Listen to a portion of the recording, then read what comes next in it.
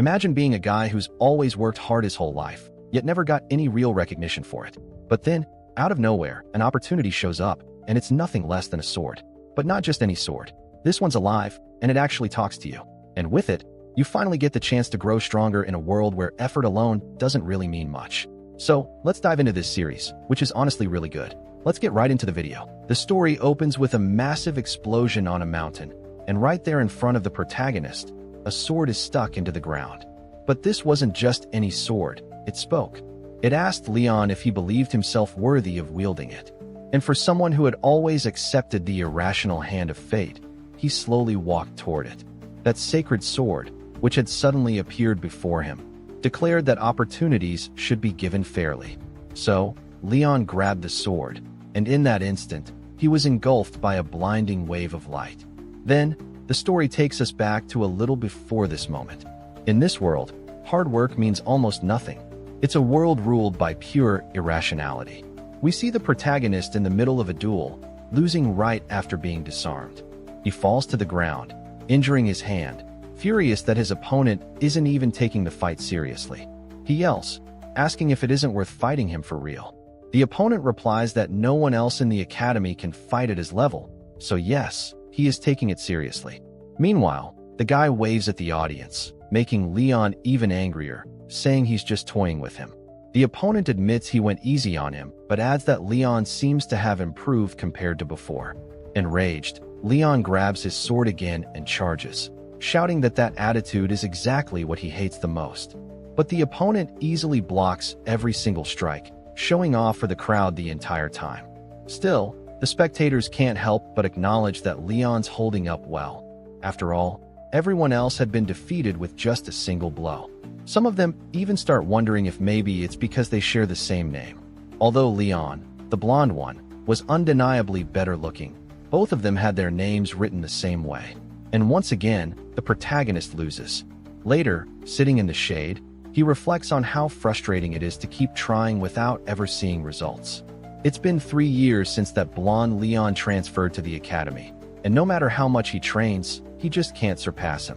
Even though they share the same name, the blonde Leon is different in every way. His looks, his personality. It's like he came straight out of some fairy tale. And that story he told about once being a commoner? The protagonist sure it's a lie. The guy must come from a noble family. Then, the blonde Leon walks over, asking if he's okay. The protagonist thinks how much easier things would be if the guy were just a jerk, but he isn't. He's kind. So, he slaps his own hand away, refusing the help. That's when a white-haired girl runs up, shouting Leon's name. Hearing her voice, the protagonist gets flustered and tells the blonde Leon to just leave him alone, turning to walk away.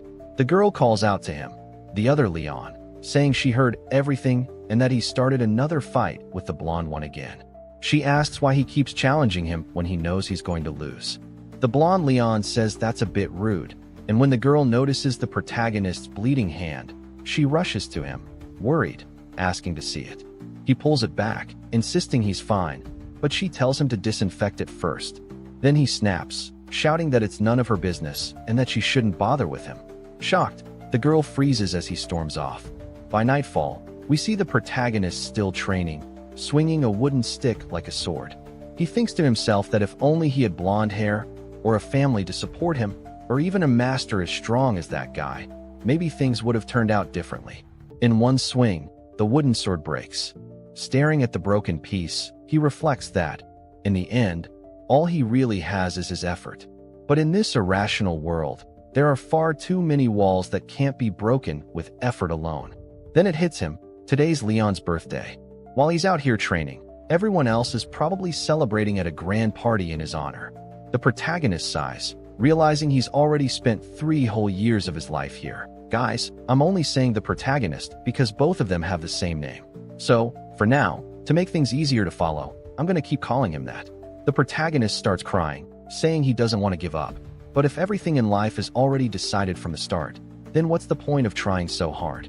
He yells out to the goddess, asking what the meaning of his effort is and of his life itself. Feeling embarrassed, he mutters that not even a cooking pot would bother answering him.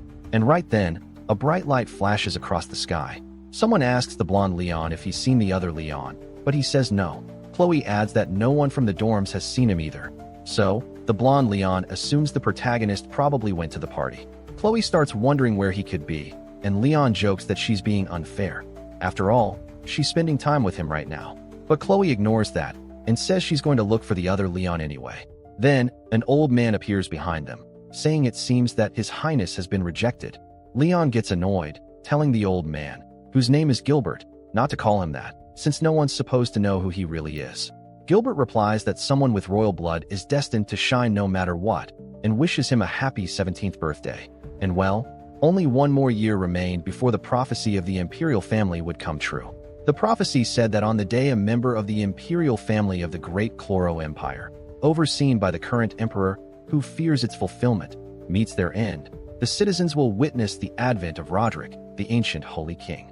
Leon says that the old man's expectations for him are pretty high, and that they'll only find out if the prophecy is true next year.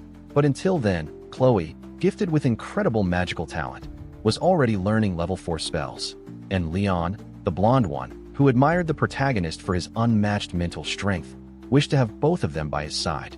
The prophecy also stated that on the day a man bearing the name Leon becomes an adult, a sword that destroys evil will descend from the heavens.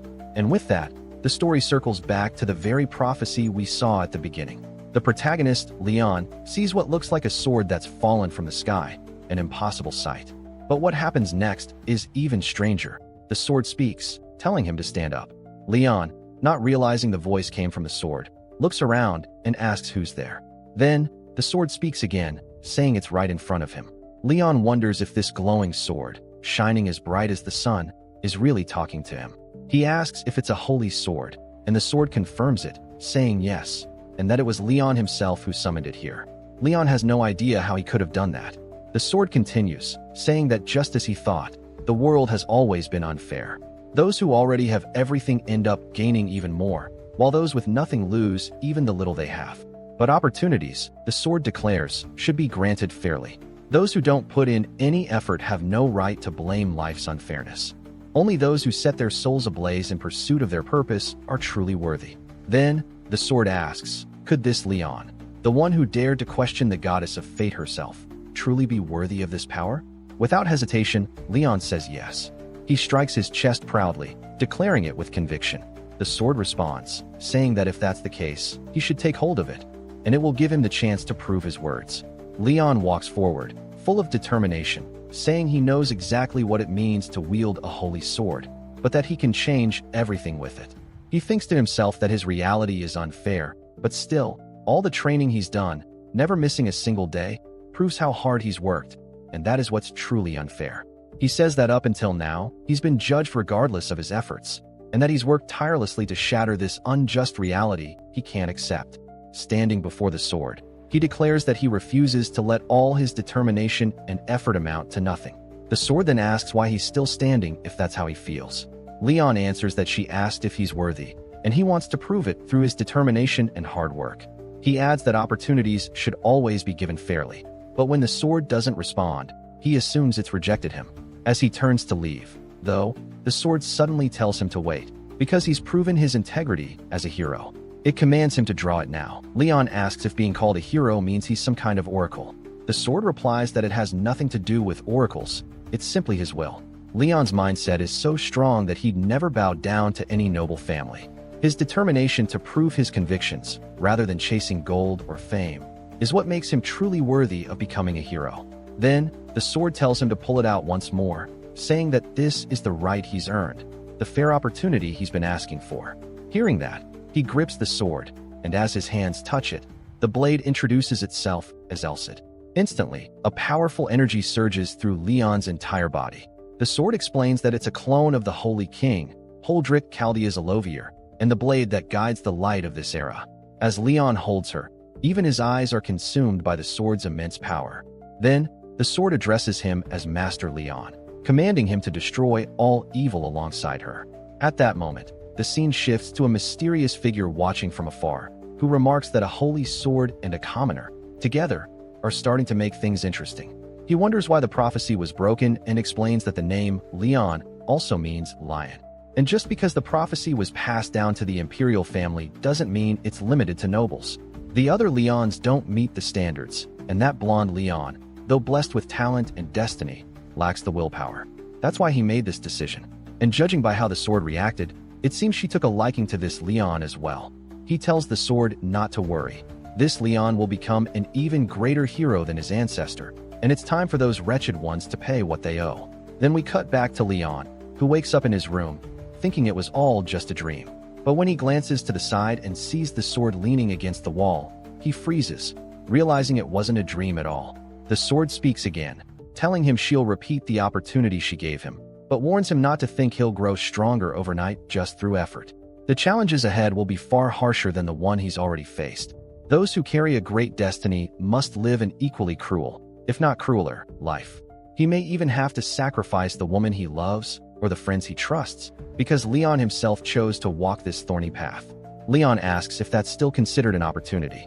The sword changes into her alternate form, clearly pleased with his answer.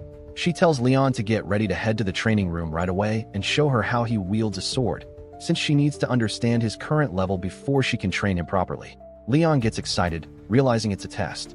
Outside, it's still dark. The sun hasn't even risen yet. The sword asks why he's so restless this early. We see Leon trembling nervously, explaining that even though it's almost morning, they're still inside the school grounds. To make things worse, the sword's current form is way too eye-catching, and he has no idea what he'd say if someone bumped into him and saw it. The sword calmly tells him that he's done the absolute best he could in the environment he was given. So, what kind of master would blame their student for not knowing what was never taught to them? Those words ignite Leon's motivation. He grips his sword, eyes full of determination, and takes a ready stance. Then, he begins to attack, swinging his blade over and over, showcasing his swordsmanship, strike after strike, proving what he's capable of. But soon, he realizes something feels different.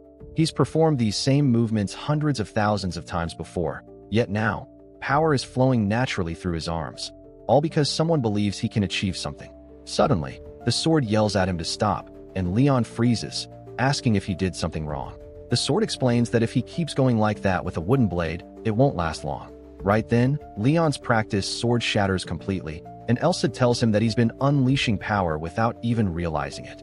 Repetitive basic training is useful for mastering control, she says, but even she didn't expect someone without aura to possess such strength. Leon asks what she means by that, and the sword simply replies that he doesn't need to know just yet, but warns him that his skills won't improve if he relies on them blindly. She promises to teach him better when he's matured enough to understand. The sword concludes by saying that he's practiced the basics with such seriousness that there's nothing she can criticize. So, the sword said that if she taught Leon how to move his body properly, that alone would be enough. Leon, confused, asked what she meant since they were supposed to be practicing swordsmanship. The sword replied that he couldn't possibly wield a sword without using his hands. Learning how to move the body correctly is the foundation of all martial arts. And even though Leon had trained seriously, this was on a completely different level. Then the sword ordered him to start running, explaining that she was going to test his physical abilities now. Leon asked how long he was supposed to run, and the sword told him to keep going until she said stop, and to also perform whatever movements she commanded while he ran.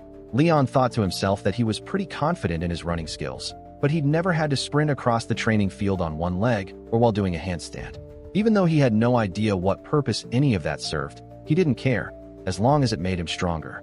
Then, that mysterious person appeared again, saying the scene was magnificent and worth painting. He mentioned hearing a rumor known as late blooming.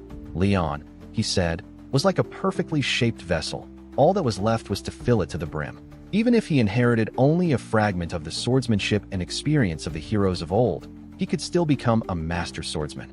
However, after 300 years, that mysterious being had no intention of letting his successor stop at the rank of master. In the end, Leon should be capable of slaying dragons with ease. And though he didn't know how powerful the current Demon King was, even half of Leon's potential power would probably be enough to defeat him. Then he turned toward us, the readers, and asked why we looked so surprised. He said his decision was already made, so we'd better watch closely, but for Leon to awaken his full potential, it was going to be like walking through hell. Then, we cut to the classroom, where Leon is completely exhausted, barely staying awake. The sword calls out to him from beside his desk. Leon tries to defend himself, claiming he wasn't sleeping, and the class begins. He uses every ounce of strength left in him to pay attention, but he had spent so much energy on Elsid's physical test the day before that it was almost impossible to stay focused. Still, missing a single lesson wasn't an option.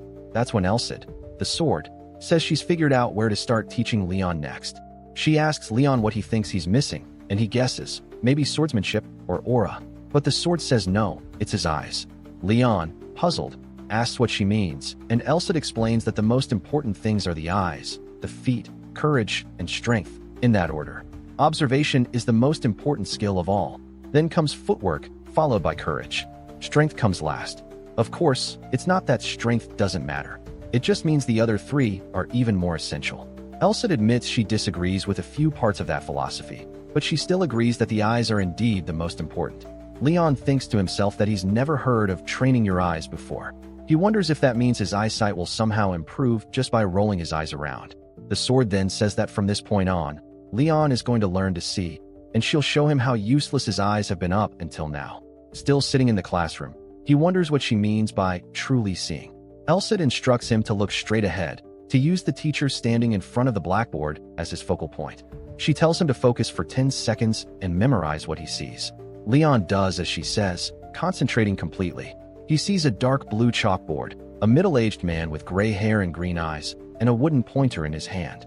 Then Elsid says time's up and tells him to close his eyes. With his eyes shut, she asks how many lines were written on the board. Leon is caught off guard by the question. She had told him to look only at the teacher, after all. The sword explains that she told him to use the teacher as a point of focus, not to only look at him. Leon tries to remember, but she continues, saying she's sure he doesn't recall. Yet the board was clearly within his field of vision, just like the teacher.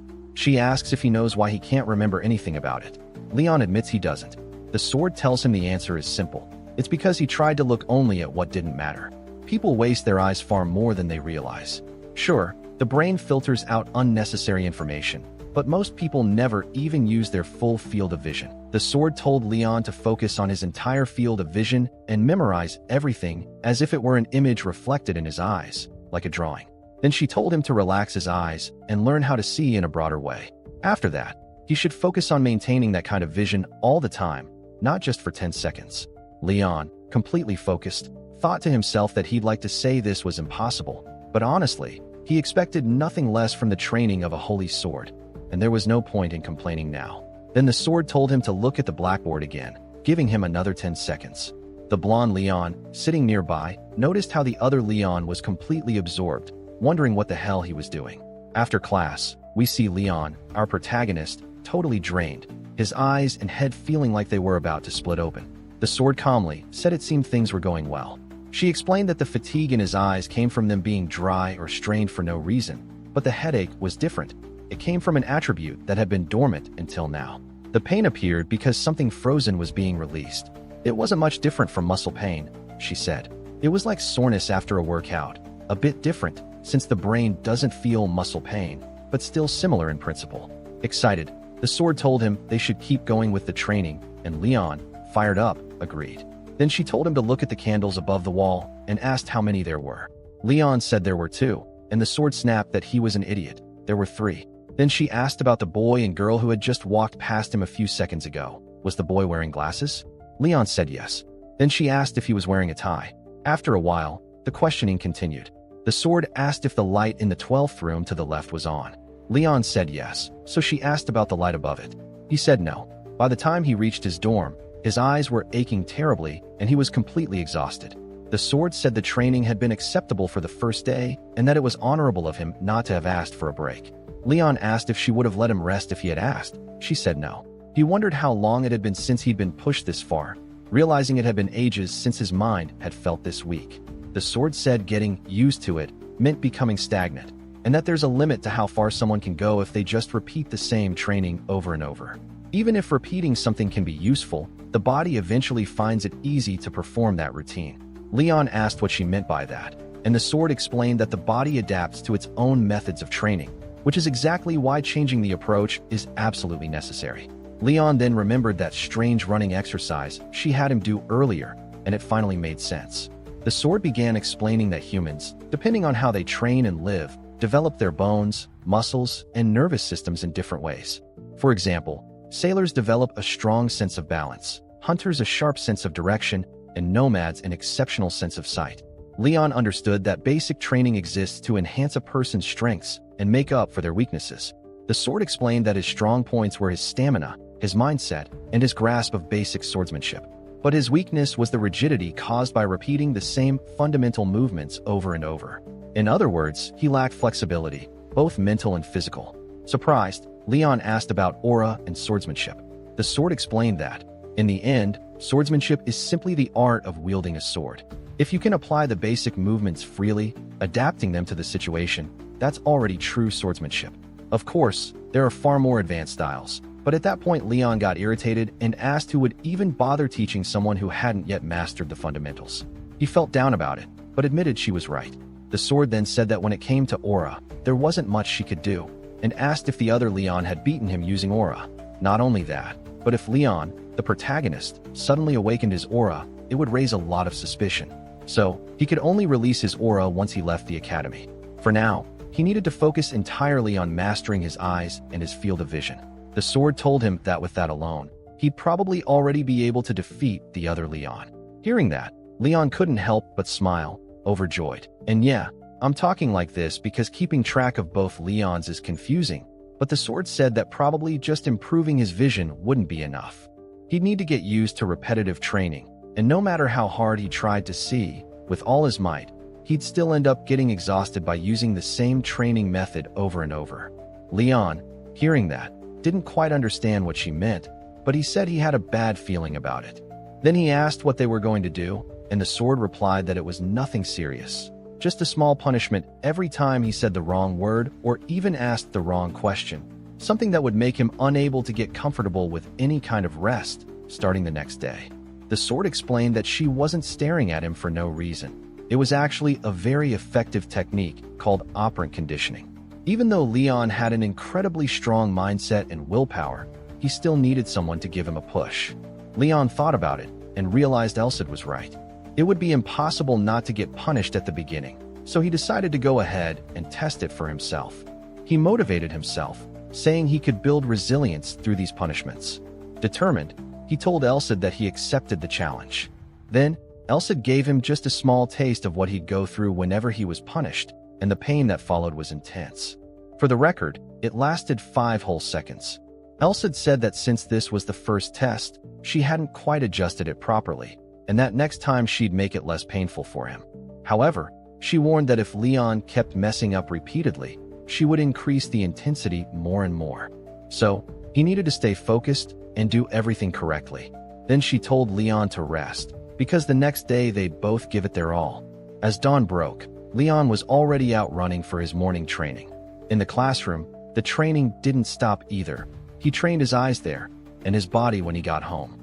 In the middle of one session, Elsid asked him how many pigeons were sitting on the dorm's rooftop, and Leon replied that there were 10.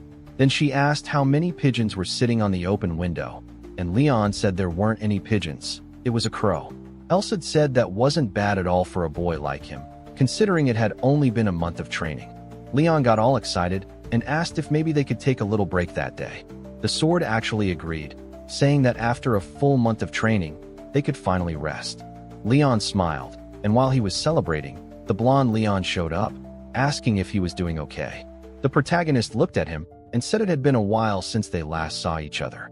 He hadn't seen the blonde Leon since the training where Chloe tried to help him, and it had also been a month since he'd seen Chloe herself. The blonde Leon said it was just like him to train right after lunch. He explained that he'd come over because he was a bit worried, but now he was relieved. The protagonist asked what he meant, and the blonde Leon said that it had already been a month since their duel challenge. He was worried the protagonist had given up, like everyone else had. But from the look on the protagonist's face, he could tell that wasn't the case. In fact, he was fired up. The protagonist asked if it was really that obvious, and the blonde Leon said yes. The expressions of people who think they can beat him are completely different from his. But he added that it wasn't a bad thing, because the protagonist clearly had way more determination than the others. The protagonist then stepped closer to him and said that was actually good to hear, then asked if that was the only reason he came to see him. After that, he told him to just head back and leave him be. The blonde Leon commented that he was really cold, and suggested they talk for a bit since it had been so long since they'd had a real conversation. The protagonist asked what there even was to talk about, and the blonde Leon said to just give him 10 minutes to continue.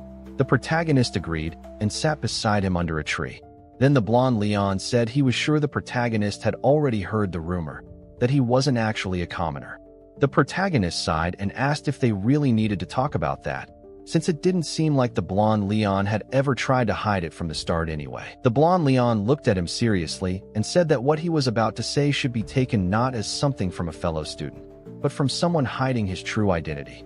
The main Leon agreed, and the blonde Leon continued, saying that the only reason he had ever accepted the protagonist's duel challenges was for one particular reason.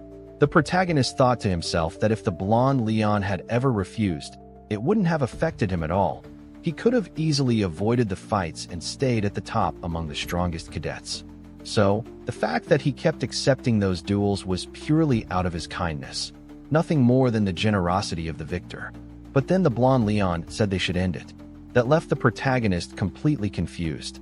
He asked if he really meant to stop everything right there. The blonde Leon clarified that he didn't mean now. He wanted their next duel to be the last one. A fight fought purely through swordsmanship, without aura, just like always. But this time, instead of using wooden practice swords, they would fight with real blades.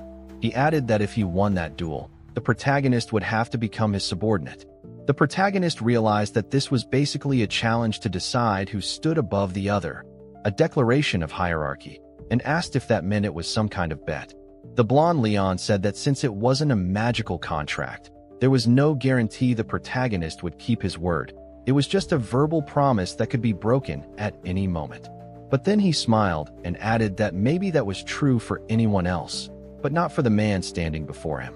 Because the protagonist was too stubborn, too proud, and far too honorable to ever go back on his word. The protagonist asked if that was supposed to be a compliment or not, and the blonde Leon simply said that he'd take the protagonist's word as a guarantee, since he knew he was the kind of guy who'd keep a promise no matter what. Leon then confirmed. If he lost, he'd become a subordinate. But what if he won?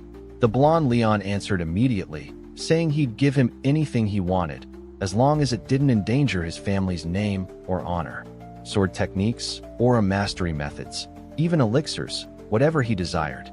The protagonist agreed and said he'd decide what he wanted on the day of the duel, asking if that was fine. The blonde Leon nodded and told him to let him know when he was ready, since he'd need 3 days to prepare the location. And then, our favorite narrator chimes in. Who will win? Leon, the one chosen by the hero's sacred sword, or Leon, the prince aiming for the imperial throne? This is where the real duel begins.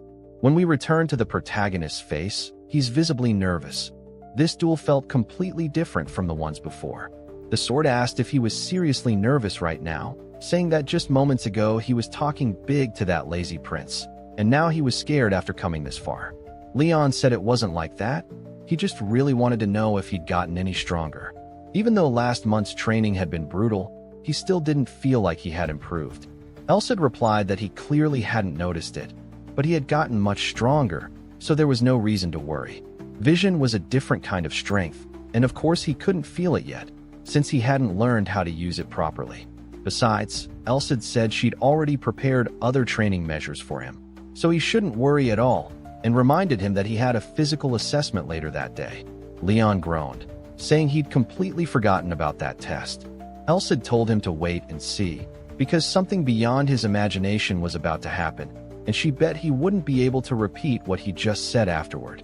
Then we cut to the training field, where the instructor told everyone to line up according to their numbers and start warming up if they weren't feeling unwell.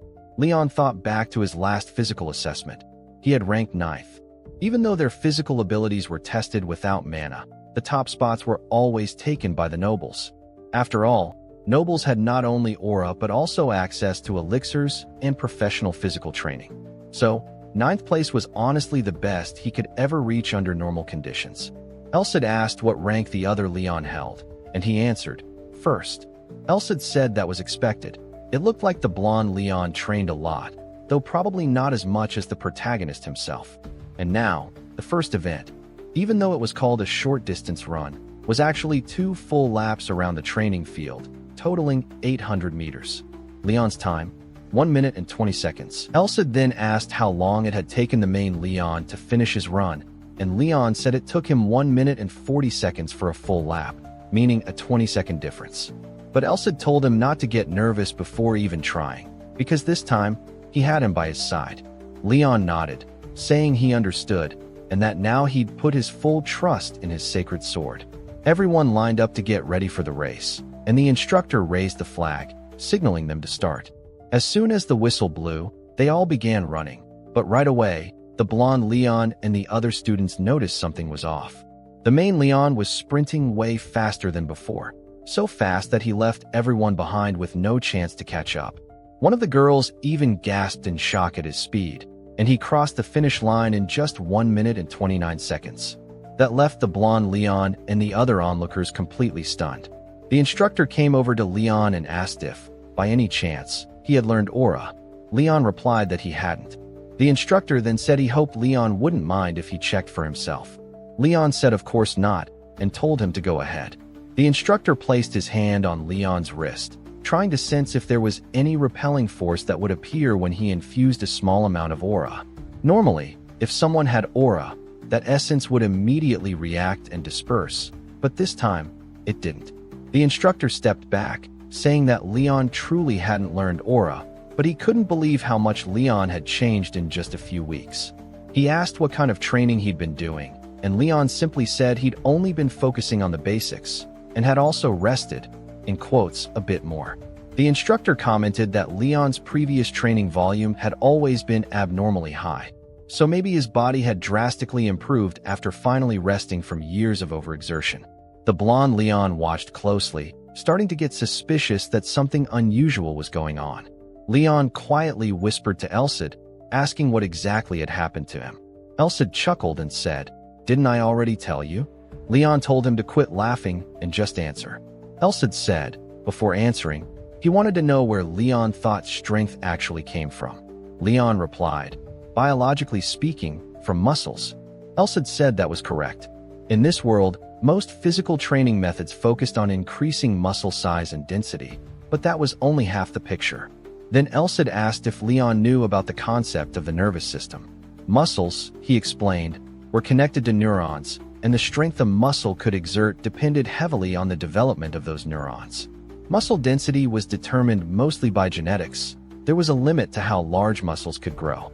Leon had already trained so much that he'd reached his physical limit. So Elsa had focused instead on developing his nervous system. Leon admitted he didn't really understand, but he went along with it anyway and asked how Elsa managed to do that, since he hadn't done any kind of special training. He then asked if Elsa had done something to him while he was asleep. Elsa casually replied that it was all thanks to the punishment he'd been putting him through. Leon's eyes widened in shock, and he shouted out loud, startling all the nearby students who were watching. Elsa went on to explain that he had awakened something inside Leon that had been dormant for over 10 years. And of course, it hurt like hell, as if his muscles were being torn apart piece by piece.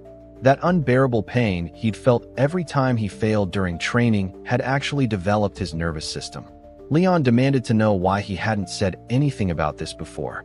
Elsa replied that he didn't tell him because if he had, Leon would have only gotten more discouraged.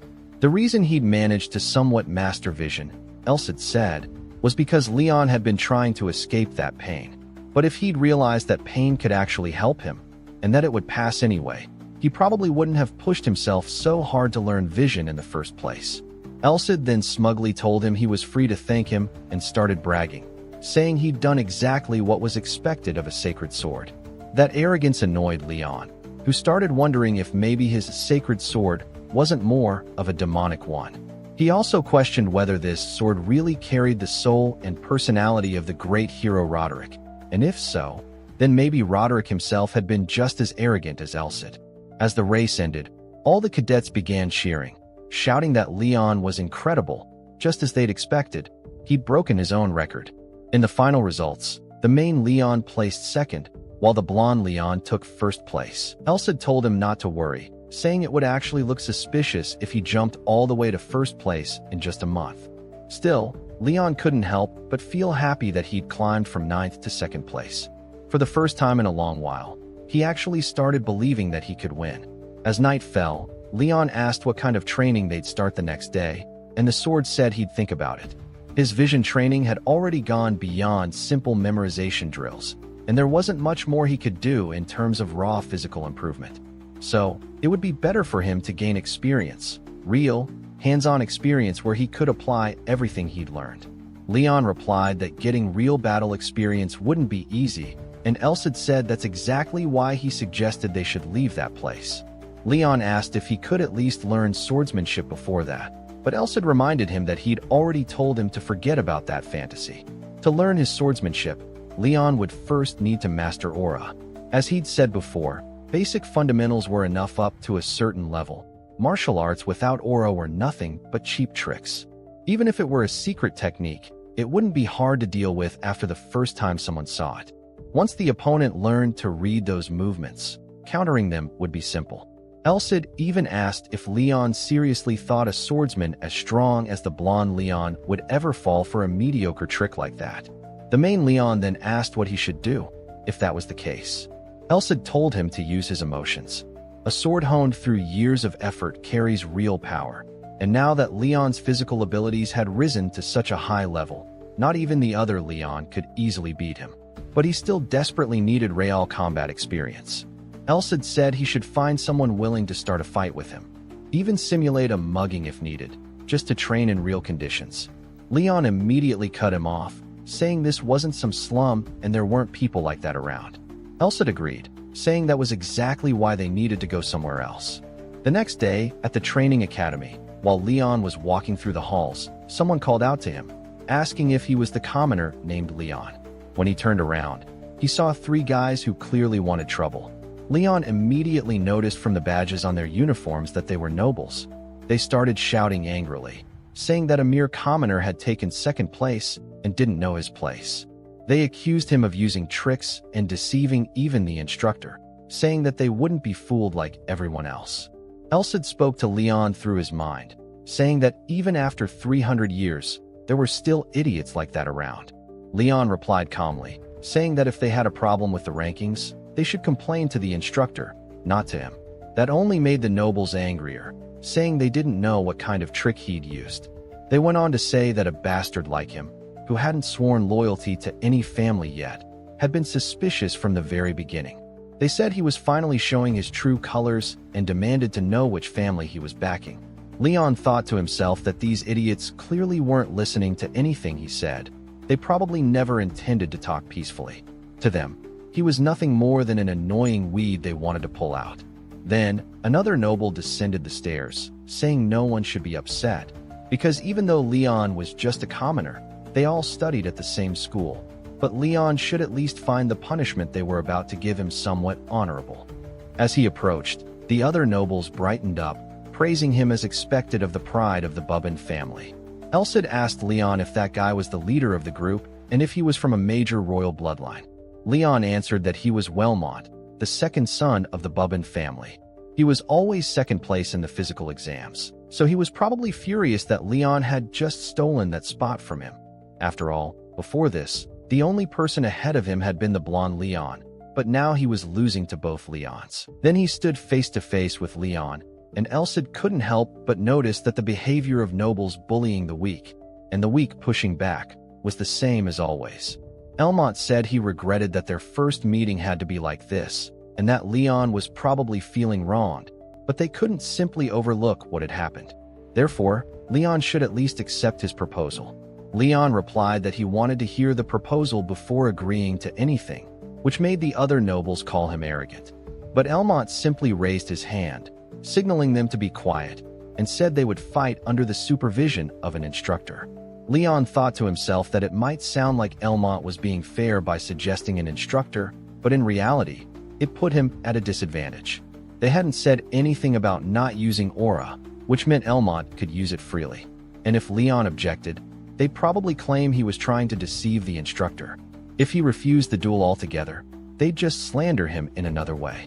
Looking around at the crowd watching the commotion, Leon noticed the blonde Leon standing among them. He thought that if it were him, he could definitely get Leon out of that situation, but then again, that would be pathetic. Asking his rival for help would be the same as begging, an even greater humiliation than losing to those idiots. So Leon agreed to Elmont's proposal, but with one condition, that the instructor supervising the match would be Instructor Elmont. Seriously, this Manhwa story is amazing, but they really have zero creativity with names. It's kind of hilarious. Leon asked Elmont if he accepted, and Elmont, realizing that if Instructor Ewim Mulet oversaw the match, he wouldn't be able to pull any tricks, accepted the condition. He said he didn't care who supervised the duel. He only regretted not being able to beat Leon senseless until he was satisfied. Later that night, Leon realized he never expected to gain real combat experience in this way. From a results standpoint, it was actually great. He asked Elsid what he thought and whether he could win without using aura, since he had never fought anyone who used it before. Elsid told him he'd show him how to make things easier.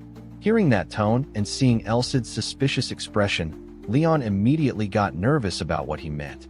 Then Elsid said that this method should be the easiest, and a panel suddenly appeared in front of Leon. The screen displayed all sorts of information: class title, level, and skills. Leon asked what it was, and Elsid explained that it was basically a guide showing what Leon could and couldn't do at the moment. Not only that, it also showed Elmont's stats, the noble who had challenged him. Elsid explained that he wrote those stats based on his own understanding of their strength, so it wasn't perfectly accurate. It was just for Leon to get the idea.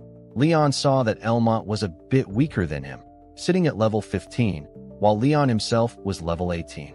The only thing he lacked compared to Elmont was aura, and since Elmont was the second son of a noble family, he had probably consumed plenty of elixirs and undergone intense training to strengthen himself. But even if someone drank a ton of elixirs, if their body couldn't absorb them, they were nothing more than nutritious drinks. Not to mention, his training couldn't possibly compare to what Leon had endured. So if he couldn't use aura, Elmont was basically a ranker within those power standards, and Leon could easily surpass that limit. Thanks to Elsid's guidance and his own relentless training, Leon could take on those idiots even without aura. In other words, when it came to physical ability alone, none of them could hold a candle to Leon. If not for aura, the fight would be simple. The real problem was the aura itself. Realizing he actually stood a chance, Leon said that from now on, he'd aim for the top, not the bottom, and there was no way he'd lose to someone like Elmont. But then he noticed his title said, "A hero who can't use aura." He asked Elsid why, and Elsid said if he didn't like it, then he should just get stronger. The next day, as Leon calmly walked through the school corridors, he suddenly came face to face with Instructor Elmont. Elmont said it looked like Leon had changed a lot in just 1 month. He explained that he came to stop Leon in case he started acting recklessly, but it didn't seem like that would be necessary. Leon replied that he wasn't sure what Elmont meant, and the instructor said he was just pretending not to understand, but still wished him the best of luck. Leon asked what exactly he meant by that, and the instructor told him to go teach those idiots a lesson.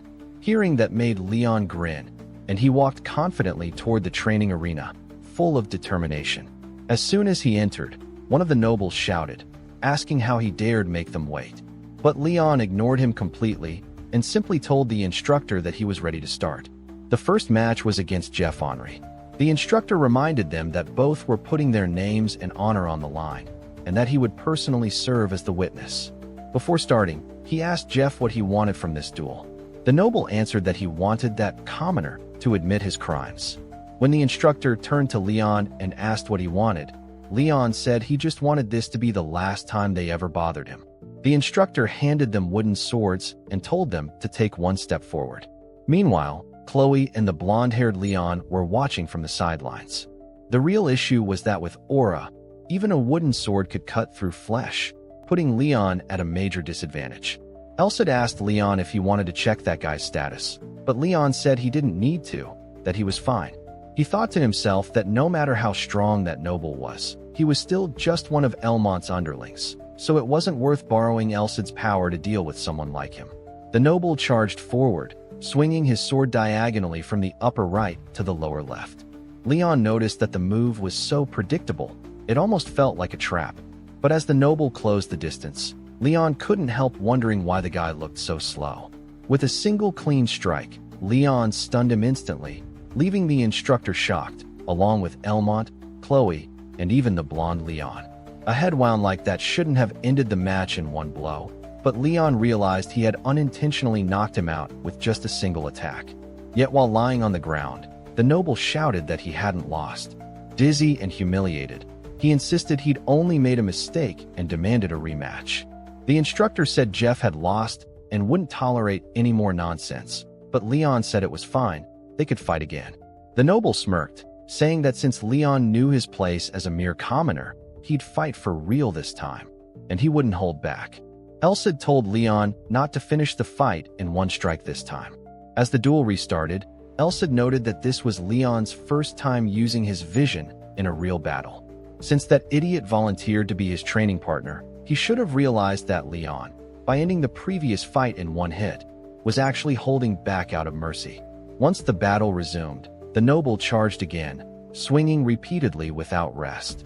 But Leon blocked every blow effortlessly, his enhanced vision allowing him to see everything. The movement of his opponent's arms, legs, even the dilation of his pupils, predicting each next move before it happened. Elsid then explained that since Leon could now identify the starting motion of an opponent's attacks, he could predict what would come next. At that moment, the noble lunged again, but Leon blocked easily, though one swing barely grazed his back and hair, leaving a small cut caused by the aura-infused blade. Leon realized the noble had begun using aura, but he wasn't concerned. He could still read every movement clearly. The noble yelled for him to dodge if he could, swinging faster and faster. Elsid observed that the noble's attacks were reckless and desperate. He was throwing one strike after another without any control over his stamina. Typical amateur behavior from someone who didn't even understand how to pace himself in battle. Even though aura could enhance physical abilities, it still had its limits.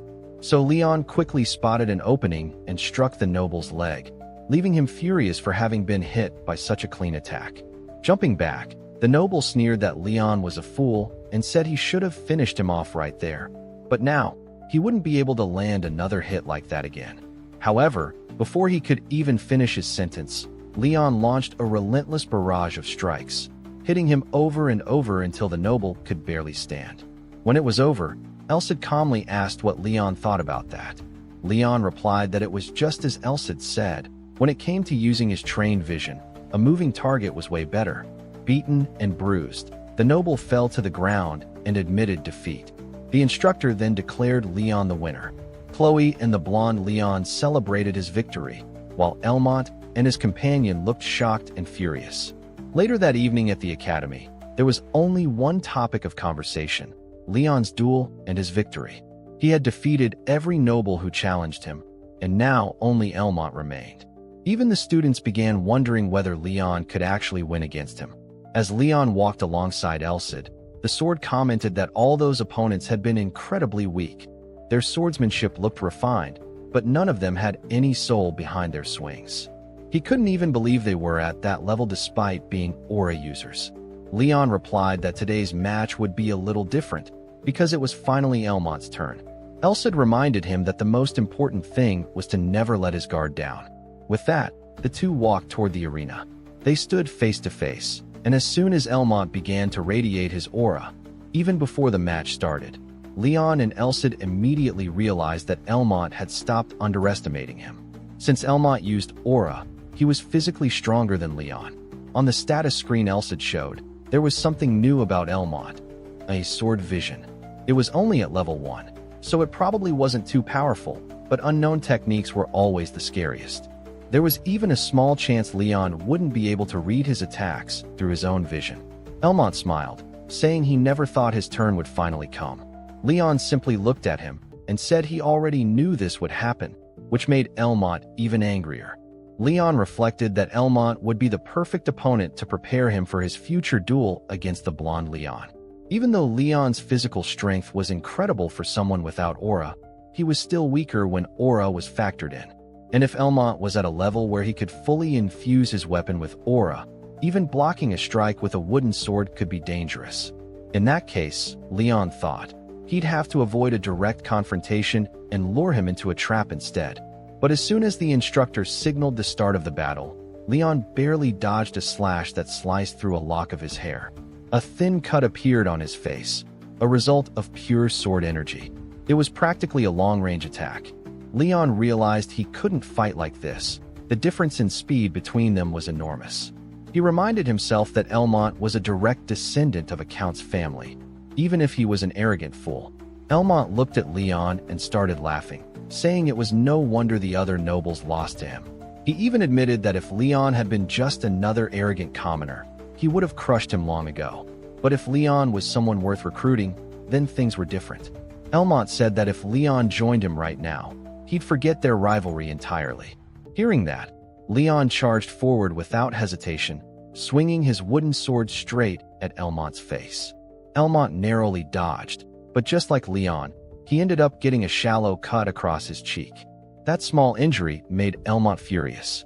He shouted that Leon had grown arrogant just because he'd gained a few useless abilities. Leon grinned and said that was exactly right, and if Elmont didn't like it, he could come and do something about it. Elcid, hearing the words useless abilities, immediately interrupted him mid-battle, clearly offended.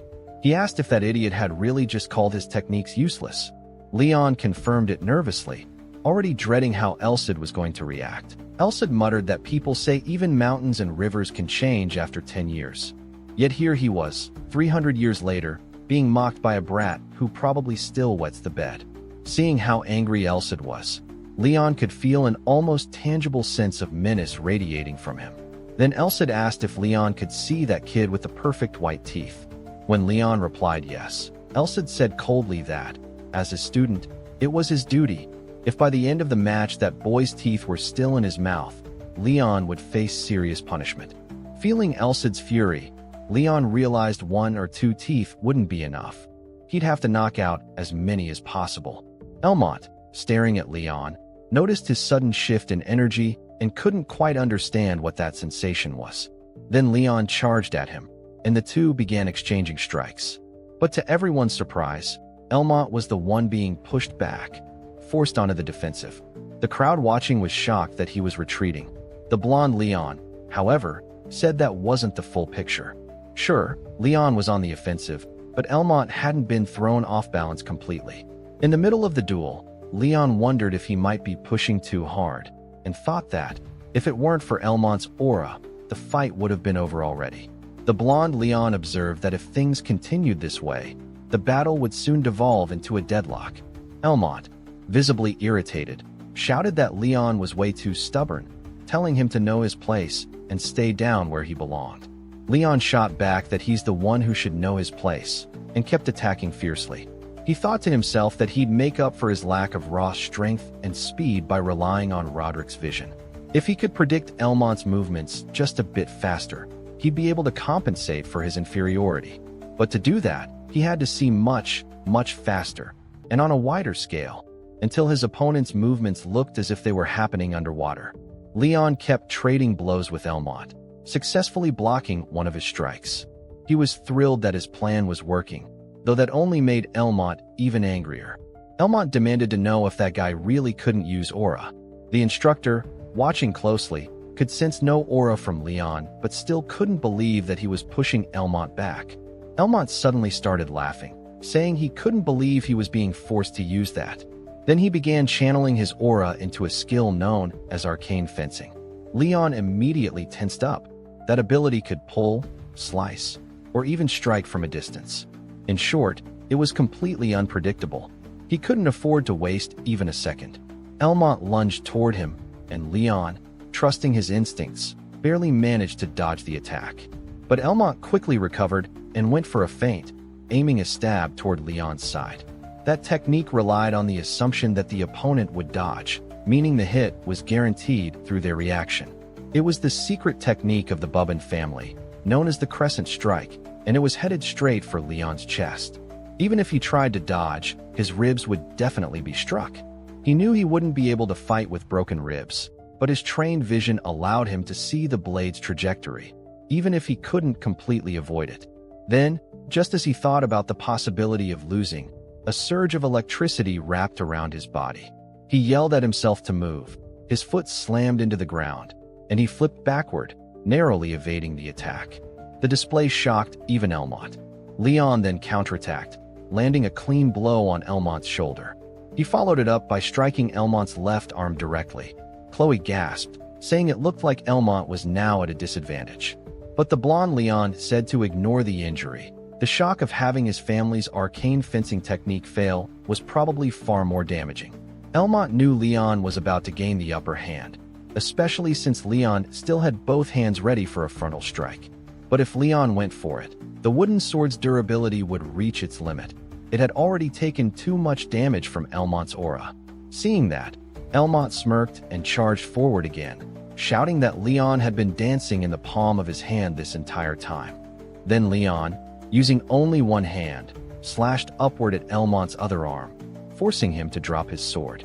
Without giving him a second to recover, Leon struck again, this time hitting Elmont right in the mouth and knocking his teeth out. The crowd erupted in chaos, cheering wildly, while Chloe and the blonde Leon smiled proudly at Leon's victory as the instructor officially announced him as the winner. Elsid was absolutely delighted, praising his disciple as incredible, saying he'd done a great job and that the kid would think twice before running his mouth again. Leon, however, wondered if that boy's attitude would actually improve or just get worse after this. Elsid then said he was truly impressed and revealed that Leon had just unlocked the gates of acceleration, progressing far faster than anyone had anticipated.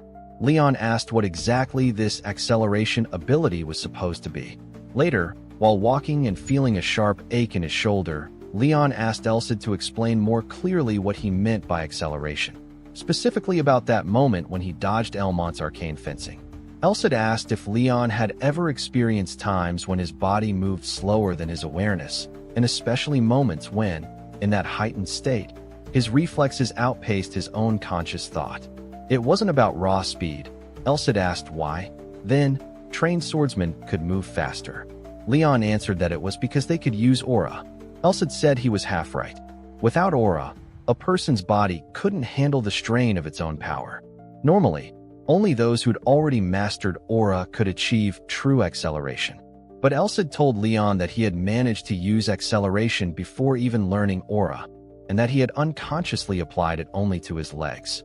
Even though it was incomplete, it was still incredibly impressive. It meant that Leon had managed to surpass his natural limits purely through willpower. Leon pointed out that Elsid had said anyone who couldn't use aura wouldn't be able to endure such strength, yet he felt fine. Elsid explained that this was precisely because Leon's execution was incomplete.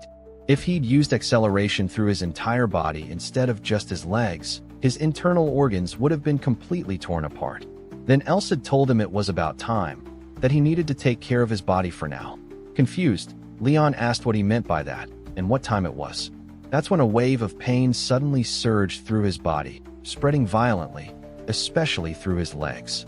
Elsid calmly told him to brace himself, that what he was feeling was intense muscle pain. Leon screamed from the pain, and Elsid told him to be grateful he got to experience it after using acceleration, warning him never to use it again until he learned aura. Otherwise, he'd probably die. Sometime later, back at the academy, Leon walked casually through the halls while everyone around him whispered about his incredible duel. Rumors spread across the entire school, with wild theories claiming he was a secret weapon from the royal palace, or that he'd learned arcane fencing from a mysterious swordsman. Leon quickly realized those stories were probably started by the nobles themselves to justify their defeat. While walking, he suddenly crossed paths with Chloe, who greeted him warmly. The two of them ended up sitting together on a bench outside, away from everyone else. Feeling a little nervous, Leon asked how she'd been and joked that she was supposed to be in alchemy class right now, asking if she was skipping. Chloe called him an idiot, saying she'd never skip class, and explained that their alchemy teacher was sick. That was why there were no lessons that day. She mentioned that something about him seemed different lately, that Leon had been avoiding talking to her directly. On top of that, he'd suddenly started picking fights with nobles, and both she and the blonde Leon were really worried about him. Feeling a twinge of guilt, Leon wondered how long it had been since he'd been able to talk to her so openly and comfortably. As he thought about it, he realized he finally understood his feelings toward her, and how jealous he'd been of the blonde Leon always being by her side. That jealousy had only fed into his own inferiority complex, making him believe he wasn't anything special at all. He hated this world, hated the fact that all his hard work never seemed to pay off, and he blamed himself for it. But thanks to the Holy Sword, even that part of him had changed. Chloe kept talking, saying that after all those fights, everyone at school wouldn't stop talking about him. Now, there were even rumors going around that he'd used some kind of magic sword to improve that much. But when Chloe turned to look at him, she suddenly noticed Leon was crying. Startled, she asked why he was crying out of nowhere, explaining that she was only talking about what people were saying, not trying to insult him about the magic sword thing. Leon quickly told her it wasn't about that it wasn't anything like a magic sword, leaving Chloe a little confused. Inside, Leon was thinking that, even though Elsid could be rude and had an awful personality, he was the one who'd pulled him out of the depths of despair. At that moment, the hero, the being whose memories Elsid carried, grew annoyed, muttering that he couldn't believe Leon called him someone with a bad personality. After all, Elsid was carrying the hero's personality too, meaning the two were essentially the same person. Still, Leon thought to himself that if a hero was someone who saved the world, then his hero would be Elsid, because Elsid was the one who had saved him. That was why he wanted to become a hero strong enough to live up to his master's expectations, and even surpass them one day. The hero watching all of this said he didn't really know what was going on, but it seemed that kid had somehow managed to grow just by talking with a girl, something even he, a so-called perfect being, couldn't quite understand. But that was fine. Both he and Elsid didn't care about the reason. What mattered was that Leon was finally becoming worthy of being nurtured, shaped into someone entirely new. And of course, with all that excitement, Elsid's aura began to flare, radiating such intensity that Leon was left completely stunned once again. Later that night, lying on his bed, Leon reflected on how much he had truly changed. He thought back to the end of his conversation with Chloe, how she told him he seemed so much better now, no longer nervous or closed off like before, and how he could finally look straight ahead. He was still the same Leon, but something inside him was fundamentally different. Now, instead of looking up, he was looking forward. She'd also mentioned that it would be nice if he could talk with Leon a few more times, since, aside from him, there wasn't really anyone in their class who could be honest with their feelings and genuinely stand by her side. Leon said he'd do that, but now, alone in his room, he whispered an apology to Chloe, thinking he probably couldn't keep that promise because the next duel would be his last. Meanwhile, the blonde Leon stood quietly out on a balcony, also lost in thought about the upcoming fight. The next day, Leon resumed his training, and once again shattered another wooden sword from overexertion. Elsid thought to himself that wooden swords wouldn't even be suitable for training once Leon reached his full state. Aside from perfecting the technique itself, the skill was so powerful that it required complete control and attention over his weapon. Training swords were much weaker than real ones, so Leon had to be careful. He told Elsid that he'd only need to succeed once, because a trump card could only be revealed one time. And it was obvious that if he used the same move again, a genius like the blonde Leon would counter it easily. That meant he had to evolve beyond his own techniques, to read and anticipate what his opponent was thinking in order to win. Elsid remarked that Leon was probably still frustrated after seeing the blonde Leon's status window. Basically, the blonde Leon's level was higher, and all of his physical stats surpassed the normal Leon's. On top of that, he had more skills and an impressive class title. But what frustrated Leon the most was the fact that the blonde Leon, being an intermediate aura user, could already wield an energy sword, channeling his aura into his weapon. In other words, he was even stronger than most of the instructors, a level of mastery that even talented knights usually only reached after turning 30. Leon, looking over the window panel, says that even though he falls behind in strength and speed, he's still a bit better when it comes to stamina. Leon comments that his opponent is definitely tough, but not someone he can't beat. Elsid says that's a good mindset to have, and that he'll give as much advice as he can whenever possible. So Leon should use that mentality as the foundation to prepare himself to win this duel against Leon. Then Leon seriously asks Elsid what would happen if he ends up losing to Leon, what Elsid plans to do after that. If that really ends up happening, of course. Elsid says he's not going to answer that, and Leon asks why he wouldn't. Elsid continues, saying that this is a test for him, and that he already mentioned before that the trials he would face would be harsher than any opportunities he'd receive. Leon says that this is a really difficult test for a first one, but Elsid says this fight could become the turning point in Leon's life. And if he manages to beat Leon, he'll explain everything, so it's better for him to convince himself why he said that after the explanation. So Leon keeps training there until sunset, And later that night, while it's raining, we see the blonde Leon inside his mansion. That old man who appears says the results are better than expected and that he knew the others weren't that bad, but he didn't expect that commoner to defeat Elmot. The blonde Leon tells the old man, whose name is Gilbert, that it seems like he knows people who are above average, because he remembers Gilbert once saying Leon had far more potential than his evaluations showed. Gilbert says it's already been 3 years since he said that, and for the right person, that's not a long time. And since Leon managed to defeat the second son of a Count family without using aura, beating someone who can, that means they don't need to doubt his potential anymore. The blonde Leon says he got a message from the other Leon today, saying he was ready. And with that, the blonde Leon says that before the battle begins, he wants to ask Mr. Gilbert for a favor. In his thoughts, he says he'll definitely defeat the other Leon and make him his best knight. And he also thinks about Chloe. The next day at the castle, Leon walks slowly through the halls, saying someone up in the sky must be preparing a fight for him, since it's pouring rain outside. Elcid says that's normal, since the hero of the sacred sword is putting the future on the line, so of course the sky would react too. Then Leon meets with the instructor, and he says the time has come. The instructor explains that the blonde Leon made a request, and that request was basically for the two of them to fight alone, with only one witness. Unlike Elmot, Leon doesn't want to humiliate the other Leon, because, unlike him, he has honor. Just one spectator and one witness, nothing more. Elcid says he gets the whole picture, and Leon, in his thoughts, wonders if he already knows who it is. Elcid says it's probably Chloe. Leon asks why in the world the blonde Leon would call Chloe to watch the match, and Elcid says it seems like he doesn't get what's going on. The blonde Leon believed the other Leon liked her, so he probably intended to use this fight to prove he was worthy of her too. Elcid says there are lots of cases where the king and his subordinate fight for a woman, and that if he wins that duel, it would show he's the most honorable one there. And if he wins, Leon will become his subordinate, and just thinking about the blonde Leon using Chloe for that already starts making him really angry. Leon remembers that, if he loses, he'll become the blonde Leon's subordinate, and he says that the reason is good enough for Chloe to become a spectator, because that way, he'd be drawing a very clear line of who would be leading and who would be following. And that makes Leon furious, and he imagines exactly that. But Leon is, in reality, a true high-class noble. Someone who tries to manipulate people's relationships and emotions. It's a political tactic that never treats others as equals. And just thinking that this is the path of a noble makes Leon extremely irritated. He says he's disgusted by it, and his sword senses that Leon is angry.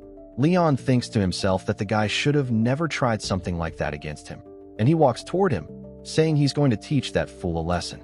So, with the two of them standing face to face, the blonde Leon says he's late, and Leon replies that, actually, he's the one who's being hasty. And man, to make this easier from here on out, I'm going to say Leon for the protagonist and Leon for the blonde guy, because this is getting way too confusing, alright? Leon then asks Leon where the observer is, since he knew he had brought someone there. Leon answers that the person is somewhere Leon won't be able to see them. After all, it wouldn't be fair if one of them made a mistake because they were distracted.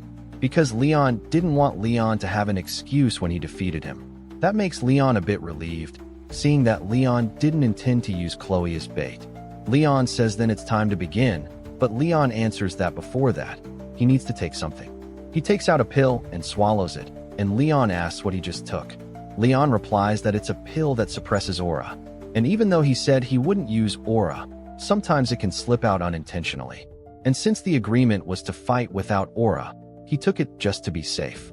Then, both of them grab their swords and stand directly in front of each other. And Leon notices that, unlike their previous fights, Leon is completely serious. But when it comes to focus, Leon definitely wasn't going to fall behind either. Then the instructor tells them both to begin. In the very first clash, Leon ends up receiving constant pressure from Leon, forcing him straight into defense. His sword keeps trembling non-stop from the impact, and Leon immediately rushes forward again. He starts unleashing a barrage of attacks without stopping, pushing Leon completely into a defensive stance once more. Leon thinks to himself that he really believed he'd gotten stronger. But if this fight kept going like this, he wouldn't last even 30 seconds if he kept taking those attacks head-on. So Leon takes a controlled breath right there, making his attacks even more concentrated. One of the strikes ends up coming right at him, but Leon blocks it with his sword. And he notices that Leon's blade felt like a whip when he released that strike. Leon was definitely on a completely different level compared to Elmot. And even though he was using Roderick's vision, Leon's figure looked more blurred than any opponent he had fought so far. But Leon reminds himself he needs to calm down, because the incomplete parts of the image could be compensated with all the experience he gained fighting him so many times before.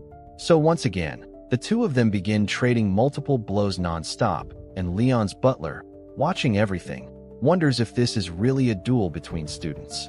And for now, even without using aura, their swordsmanship and battlefield awareness might already be better than that of actual knights. Leon smiles, saying Leon really is strong, a real monster. And Leon also smiles, seeing how much stronger Leon has become, wondering when he managed to reach this level. Leon's servant says that kid is seriously strong. He knew how incredible his lord was, and even then, that kid was keeping up with him. Then Leon throws a double feint toward Leon, but in the middle of the attack, Leon manages to read his movement. So, both Leon and Leon whip their swords at each other, and a slash appears across Leon's clothes, along with a chunk of his hair being cut off. After that hit, Leon becomes extremely irritated and thinks to himself that he was already wondering why the following attacks after the first one didn't feel as powerful. And then he realizes Leon intended to turn this into a stamina battle from the very beginning. That makes him question whether he fell right into the protagonist's game. Leon thinks to himself that he needs to get closer to the enemy so he can drain his stamina and then slowly begin turning the fight in his favor. Leon, on the other hand, reflects that he can feel Leon's desperate desire to win, and no matter what happens, he needs to break that desire first, because if he doesn't, Leon will never submit and become his knight. His attendant notices that he's using an arcane technique from the Imperial family, and that technique basically uses muscles and blood flow to let the user draw out strength far beyond normal limits. And even if it isn't complete, since Leon can't use aura, half of its power would already be more than enough. So Leon activates his vision to the absolute limit, and the two of them charge toward each other. Leon realizes that hit was extremely shallow and wonders if Leon really dodged it. But what actually happened is that the strike landed straight onto Leon's arm, making Leon question again if he truly wasn't using aura. Then his sword speaks into his mind, telling him he wasn't using aura at all. It explains that the human body is far stronger and faster than most people imagine. And even though there are techniques that enhance the body by focusing on speed, like quick steps, there are also techniques that boost strength or endurance. Leon should forget his common sense. And while he's talking with his sword in his mind, Leon suddenly appears right in front of him, ready to strike. Leon wonders if he really had the guts to get distracted in front of him and asks if he's truly that calm. Leon says he could say the same, since he's only using arcane swordsmanship now. But in his thoughts he admits he's not calm at all. He was nearly at his limit, and he had lost his flow because of the sudden interruption from Elcid and his sword. He remembers his own words about not trying to judge what can be done with common sense. And then he realizes that Elcid didn't interrupt him at all. In fact, he actually helped him, since it only takes around 5 or 6 steps before he's pushed out of the ring, meaning Elcid had been driving him back this whole time. So, once again, he grabs his sword and points it at Leon, while Leon's attendant says the whole atmosphere has completely shifted. But even so, there shouldn't be any way to advance against his lord's rapid steps. Leon then thinks to himself that he already expected he'd only have one real chance to win, which was to endure the attacks. That way, he'd protect his stamina advantage, patiently waiting for Leon to exhaust himself. But the worst possible option he had so far was acceleration, a technique he couldn't even control, and he says that this wasn't fun at all. And, unlike before, he seems much calmer as he draws his sword. He reflects that the only thing he needs to trust now is the strength he's been building up, and Leon notices that this is the first time Leon has ever looked this big standing in front of him. Leon starts smiling and says he wouldn't expect anything less from someone who might be worthy of becoming his subordinate, and he thinks to himself that he absolutely needs Leon by his side, no matter what. Then, once again, he activates his rapid steps, and the attendant analyzes that, If he keeps using those steps without aura, he's probably already far past his limits. Even Leon whistles, almost impressed, and then Leon says that if he's truly a hero, then this amount of effort shouldn't mean anything, while Leon starts thinking that Leon really doesn't understand the decisive difference between them. He was born with natural talent, while Leon had to swing his sword every single day, and once again, the two charge at each other, clashing head-on. Out of nowhere, a broken blade comes flying through the air, and when the next panel shows up, Leon is standing on one side, while Leon is on the opposite side with his sword snapped clean in half. Leon asks how he even did that, and then Elsa appears, saying that his hard work was finally rewarded. What decided the duel was basically the hint Leon learned from Helmet's Rising Strike, an unconventional sword technique that disrupts the timing of the upper body. But the biggest factor in determining the outcome is that the number of swords they've broken in training is vastly different, and because Leon is so talented, his physical body can't surpass its own limits, meaning he won't be able to match him in that regard, since Leon knows the breaking point of a sword because he's pushed one to its absolute limit countless times. So Leon points his blade at Leon and tells him he won, wearing the satisfied smile of a true victor. Then Leon's attendant confirms it and declares that the victory really belongs to Leon, while Elcid thinks to himself that if Leon had actually lost, he would have become Leon's subordinate too, and that would have been unbelievably irritating for him. So Elcid asks what he requested as his reward since he also earned one. Leon says that, thinking about it, there isn't really anything he needs, and Leon responds by saying he lost. And since this fight was something he willingly agreed to, he'll have to accept the consequences, emphasizing that a promise is a promise, then asks Leon what he wants. Leon says he'll tell him later, which annoys Leon, but Leon explains that he doesn't have anything in mind right now, so once he thinks of something, he'll tell Leon. Leon is completely stunned, realizing Leon isn't even a little bit greedy, and he says that's fine then. After the battle, Leon notices he managed to finish without using acceleration, but it still feels like he pushed himself way too hard, especially since his opponent was Leon. Then Chloe arrives, using her healing light, saying that this magic will grant rest to the wounded. She starts healing Leon, and Leon says he already feels lighter, just as expected from a rank 4 healing spell. Then he thanks Chloe both for the healing and for acting as today's observer. But Chloe suddenly starts crying, saying she can't understand Leon or Leon at all. There wouldn't be any problem at all if Leon lost, since she would still think of him the same way, but she's also genuinely happy that he managed to get stronger. So Chloe asks if he was planning on leaving the academy, right? Leon then asks how she already knew that, and Chloe says she knows Leon like the back of her hand, and she knew he was an ignorant fool. Leon starts laughing, saying he was worried Chloe might try to stop him, but Chloe answers that she can't believe he has the nerve to say that when he never planned on listening to her in the first place. She says Leon has always been like that, always pushing past the limits people thought were impossible to break, and, in the end, he somehow did it anyway.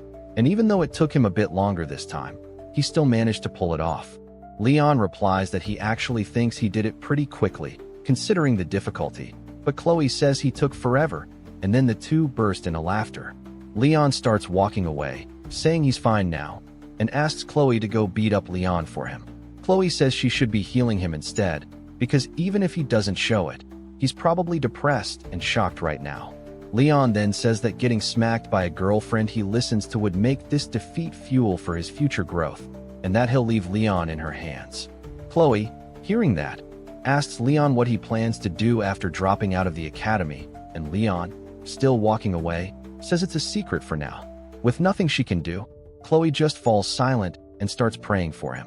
Elcid says he never expected to see a mage who doesn't believe in gods praying for someone. Leon says she really is a good person, and then Elcid asks if he's finished everything.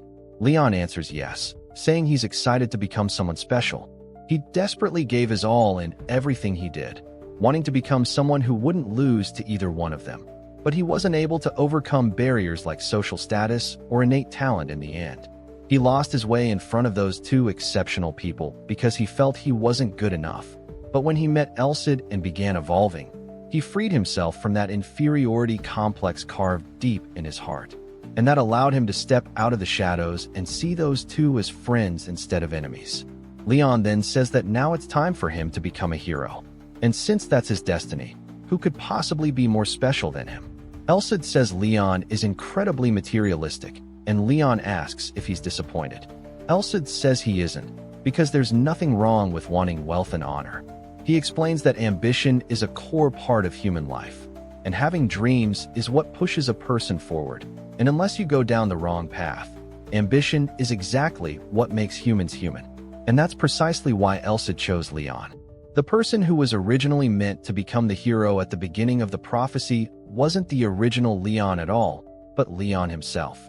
Leon is stunned, and Elcid continues, saying that the legitimate son of the imperial family, Clyde, the sword that would build a corrupted empire once again, would be Leon Callum Gladius von Clyde. He was designated as the hero 150 years ago. Leon says he'd be the perfect guy for that, although in his thoughts, he's confused because, based on what Elcid said, Leon wasn't supposed to be the protagonist. But he also asks Elcid if he didn't say this fight was supposed to be a test for him. Elcid says that's exactly right, and that Leon did well, because there was never any rule that the hero has to be someone chosen by prophecy or oracles.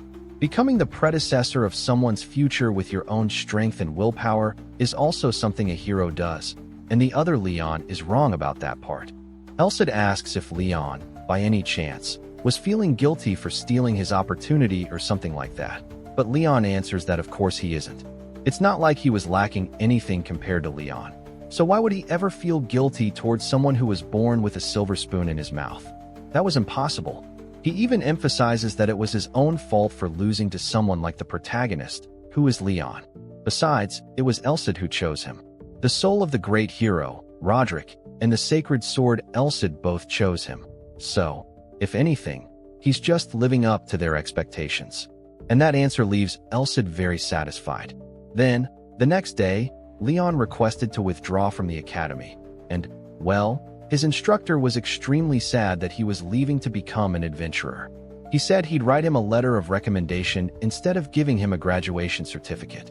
And also, the fight against Helmut's clique pushed the other commoners to work harder and start training seriously to surpass all those stuck-up nobles.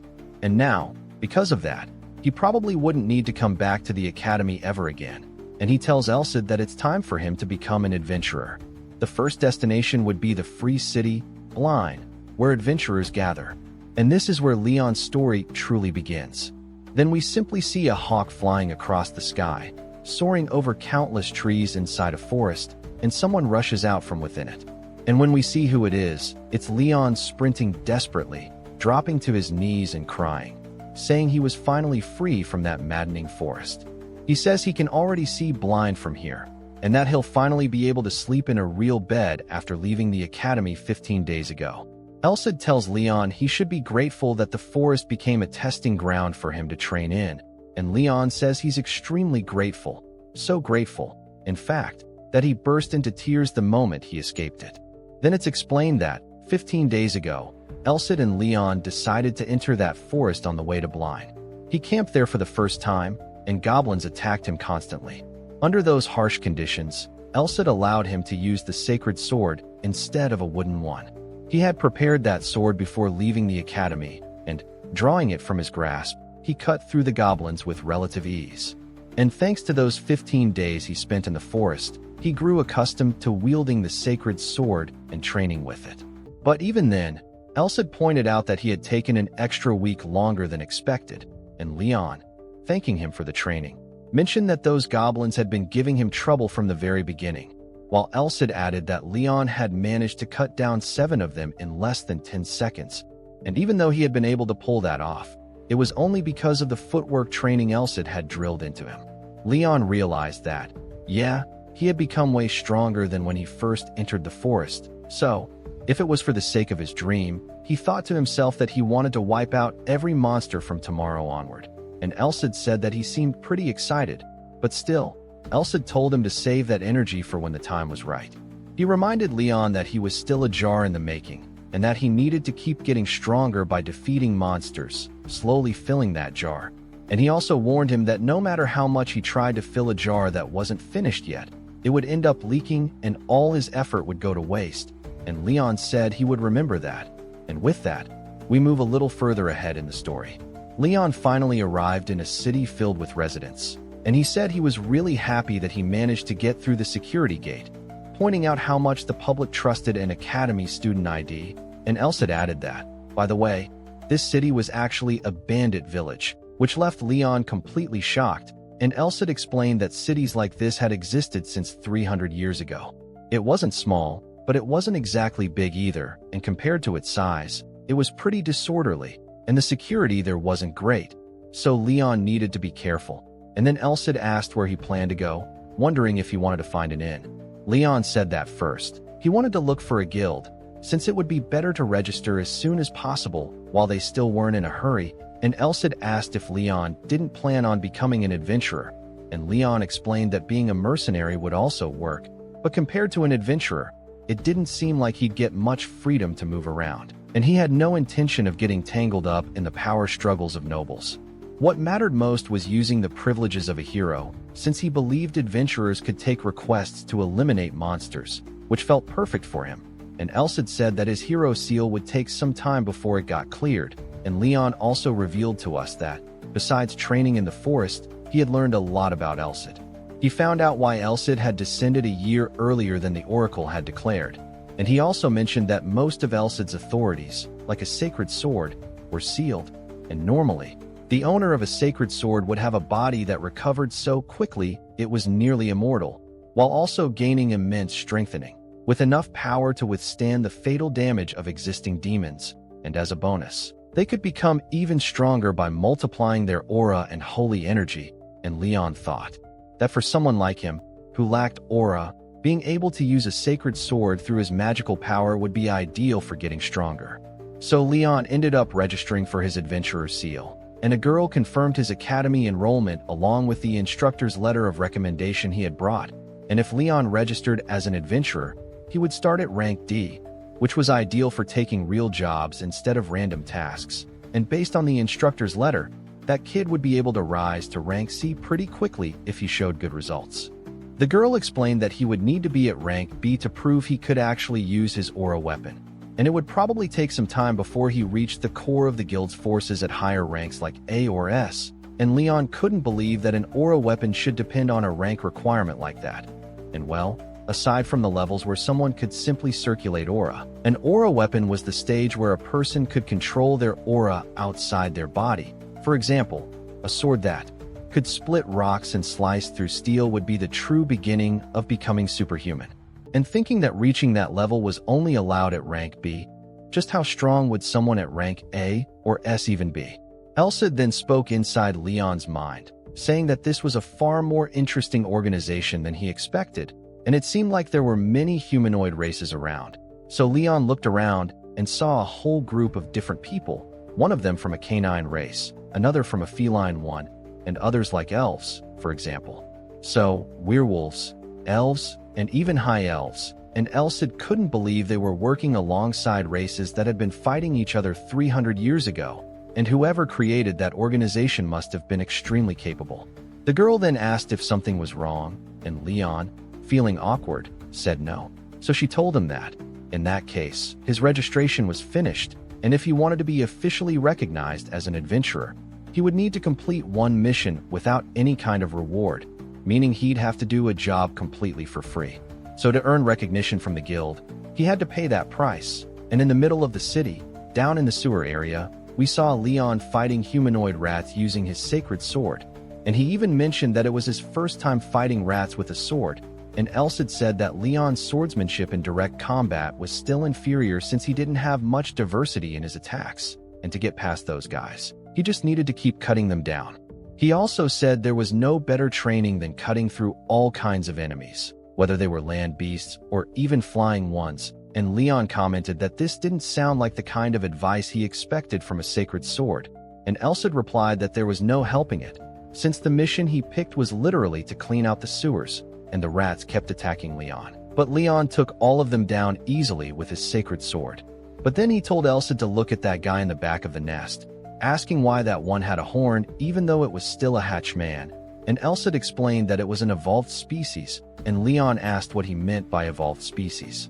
They were basically creatures that had lived a long time as monsters or had gained some special power by absorbing tons of resources, just like hobgoblins, so Leon immediately asked what he needed to watch out for.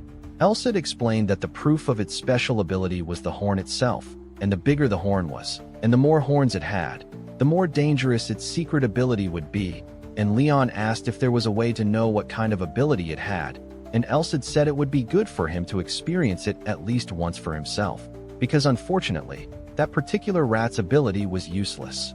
But just like us, Leon didn't understand what Elsid meant by that. So Elsid clarified that the ability was a curse, and when that rat saw that Leon was holding a sacred weapon, a sword no less, it decided to attack the sword directly with the plague curse. But the attack just snapped against the blade, and Leon immediately started bragging, saying it didn't work, pointing out that today the little rat had the bad luck of meeting the wrong opponent, and he told that rat to hand over its horn as he charged straight at it. So later that night, Leon went back to that girl and handed her a sack full of tails from those creatures, and even she was shocked when she saw that it weighed 23 kilos. And just so you have an idea, with some simple math, that meant he had hunted a total of 230 of those things. He also handed over 4 horns, saying they were hatchman horns, and since he ended up hunting around 200 of those creatures, 3 or 4 horned hatchmen showed up, and he asked if he could sell those too, and the girl, clearly surprised, said that of course he could. That would total 13 silver coins and 50 copper, and Leon said it was way more than he expected, and the woman explained that hatchman horns were actually pretty expensive and had extremely high demand, and she added that Leon was the first person to ever bring back that much on their very first mission, and she was genuinely impressed. Leon, completely embarrassed, thanked her for the compliment, and she explained that she would have already been surprised if he had hunted even one hatchman. But imagining that he managed to take down 4 of those high-level creatures made her think he must be really good at using aura, especially for someone so young, and she told him he was amazing, making him even more flustered. Then she congratulated him and said that, from that moment on, he would be officially registered as a rank D adventurer of the guild, and she explained that the seal on the copper emblem symbolized the free city of Blaine, and Leon asked if he could use it anywhere, and she said yes. But adventurers at rank B or lower would only get secondary priority when taking jobs from other branches, which was basically a measure to prevent people from accepting only the requests they personally liked, and Leon said he understood, realizing that this item was proof that he was no longer just an academy student, but a proper adventurer. The girl then said that if Leon ever wanted to make a request, she would be happy to help, and even though she didn't have much authority, she could still assist him to some extent, and Leon replied that, in that case, he wanted to ask for a favor. And then, later that afternoon, we saw Leon standing in front of a clan, and Elsid started laughing, saying that the receptionist probably mistook Leon for a holy knight, and Leon asked why, and Elsid explained that people used to say holy knights of the past kept their identities a secret before being officially appointed, and they would go on a journey to help others. But since the hero was also a type of holy knight, she wasn't entirely wrong, and in the future, she would probably faint when she found out that Leon was going to become a hero, and someday, in her old age, she would brag that she was the receptionist in charge of the hero, even becoming something of a legend in the Adventurer Guild in a few decades. Her fame would be so great that she might even write and sell autobiographies, and Leon said that if he was going to help people while also training and growing stronger, that would be very good for him. And since he was planning to live in blind for a while, helping people with low-paying missions and doing good overall was infinitely better than living under suspicion. And he was thinking about leaving only after reaching rank B, and Elsid was stunned by that, and Leon asked how long it would take to reach that level, and Elsid said 100 days would be enough, which obviously shocked Leon, and Elsid explained that he originally wanted to take it easy and teach Leon for 6 months, but that wouldn't work. And even though this was part of his training, he couldn't believe his successor would waste time cleaning sewers just to rank up, which was unacceptable, leaving Leon confused about Elsid's logic. Elsid then declared that, from this point on, Leon would become as strong as possible in that time frame and defeat at least one dragon during that period. Leon says that, to kill a dragon, the jump in monster difficulty is just way too big, but Elsid tells him that, now that he's learned the basics of vision and footwork, he'll raise his proficiency through more real fights. One of the privileges of a hero is that he can absorb the power of any monster he defeats, and, basically, he accumulates that power. So, after some time, we see Leon taking down more of those sewer rats and absorbing their power. He realizes this is the connection between monsters and aura that Elsa told him about. Leon knew that, before, the elixirs and training methods used by prestigious families were genuinely effective at developing aura. Elsa explains that, honestly, anyone can absorb a monster's power and convert it into aura. But the royal nobles of the past sealed away that truth, so only they knew how to do it. And now that the main people who hid that truth are dead, only Elsa knows it. And why did he figure it out? Because he became more capable of subjugating monsters. Basically, a dragon would equal 1,000 of those rats. But, of course, the Ratman version, meaning the horned ones. But Elsa says that not even 1,000 Ratmen would be enough. Once Leon becomes more familiar with the process, he'll be able to hunt stronger monsters and, eventually, go after dragons. Leon asks if he's actually being serious and not just messing with him. Elsa answers that of course he's not joking. The Holy Sword isn't a cleaning tool, so it doesn't make sense to use it to scrub the city sewers. And, well, basically, Leon had asked Elsa to purify him every time he got out of the sewers, meaning this whole thing left him a little bothered, right? But he also asks Elsa why he's so fixated on hunting dragons specifically. Elsa explains that the reason is because they'll need to head to the Titan Mountain Range in the future. Leon says that's a dragon territory he would never dare to enter, since it's land ruled by the laws of the giant kings. He even asks why. In the past, Elsa went to the demon realm, a place countless kingdoms failed to conquer.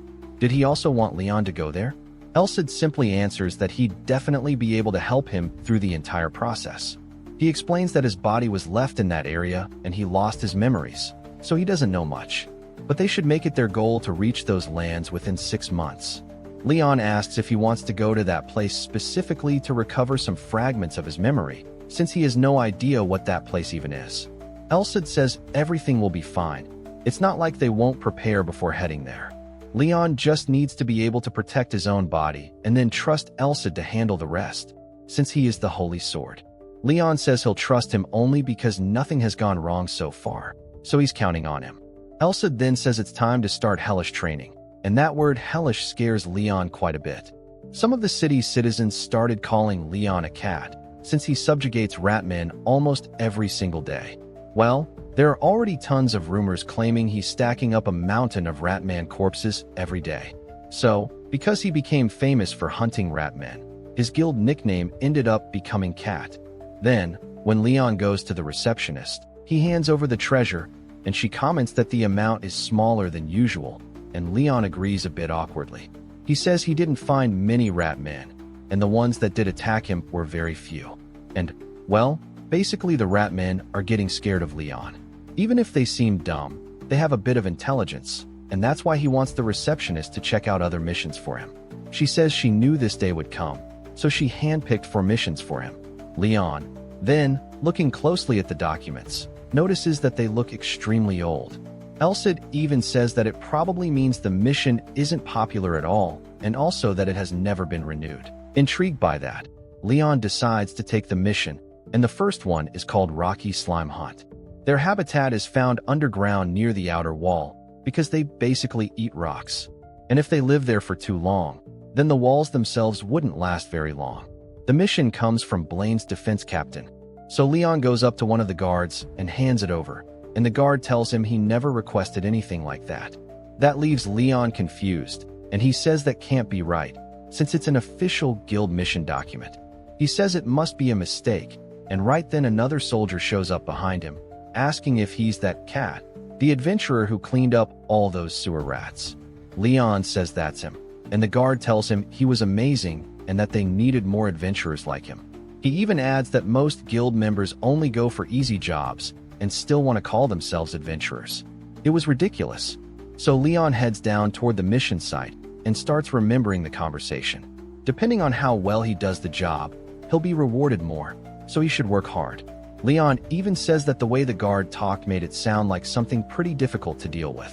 He also notices that, even though it's not as dirty as the sewers, the ground is still really damp and slippery. If someone doesn't use proper footwork down there, they'd have trouble just staying on their feet. Elsa even says it's the perfect job for Leon to train his legwork, and Leon asks him to wait a second. He notices 3 tiny monsters nearby, but Elcid, irritated, tells him to use his vision. If they were normal slimes, adventurers wouldn't be avoiding them. So, when he finally activates his vision, a rock shoots straight at his face, and he dodges by a hair, but that rock, even though it was small, cracks part of the wall. Leon didn't even see where it came from. He just barely dodged it, and Elcid immediately yells at him to look forward. A little monster jumps at him, and Leon draws his holy sword and slashes at it, but its body is so tough that his blade bounces right off. And that's when Leon understands why these monsters are called rocky slimes.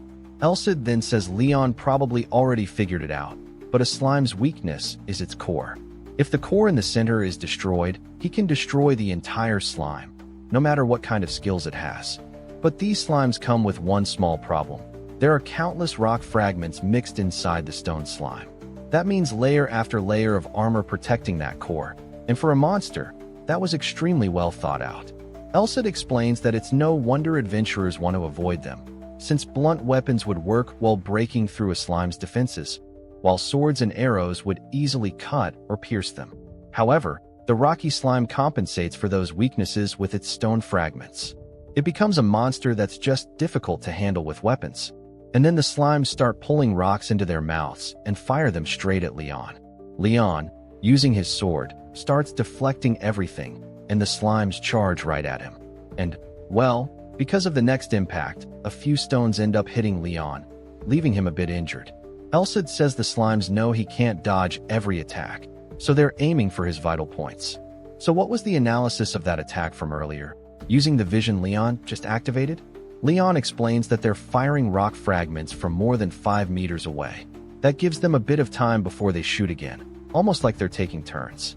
So, if Leon closes the distance right at that moment, he might be able to land 1 or 2 strikes. The biggest problem was that he still couldn't break through the slime's defense, so he needed to figure out a way to dodge the fragments and cut the core. But maybe that wasn't the only answer. Maybe he needed to slice through them altogether. By using his vision, he could look for the moment when the rock fragments weren't paying attention to the slime's body, then use the holy sword to pierce the empty space. The issue was that the rock fragments were constantly shifting, so finding that opening wouldn't be easy. But then Leon smiles and says that a crisis could also be an opportunity.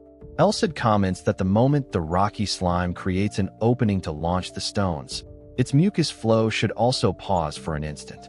And, based on Leon's capabilities, there wouldn't be any other moment for him to precisely destroy the core except that one. Leon says he really thought that far ahead. Looking right at the stone slime, Elcid says of course he did, because he was incredible. So Leon says alright, draws his sword, says he'll give it a chance, and charges at them using his vision. The moment he activates his vision, he destroys the core of one of the slimes, and he immediately thinks that, if he missed the timing even for a split second, he would have been hit at point-blank range. So he goes straight for the next one and cuts it down as well. And Elcid comments in their shared thoughts that, since the slimes detect their surroundings through vibration, Leon needs to reduce the pressure he puts on the surface as much as possible while moving. And since Leon has the footwork technique, the advanced stepping method, he was definitely capable of doing that. So Leon starts advancing and dodging the attacks, and he reflects that he can actually do this. Like Elcid said, it's possible as long as he uses the footwork techniques. But, at one point, he slips on those rocky stones, and when he looks to the side, several rocks are already flying toward him. However, he regains his footing and dodges them by a hair, and then he spots the last slime's core. He rushes it, and simply pierces the core with a thrust from his holy sword. That completely destroys the monster, and Elcid says he doubts Leon did that consciously, but it's fine. In the end, the technique worked. Leon then asks what he's talking about, and Elcid explains that he just used level 2 of the footwork technique. It turns out Leon really used it by accident, and he's stunned, and Elcid keeps explaining that finding the balance between flat ground and reducing both vibration and sound is the foundation of level 2, and that, if there are other things on the ground, he should be able to use it as well. Meaning, this advanced technique would let him move on icy ground or even on scorching terrain. Basically, being able to use the environment as part of his power is the main point of the footwork technique. By doing that, he'd become adaptable enough to move even in a completely unfavorable environment. And even if it happened by luck, for a moment he shifted the position of his legs to lower his center of gravity, and by doing so, he abandoned his upright stance and became able to flexibly move in any direction he wanted. He points out that if the environment changes, then his posture should change as well.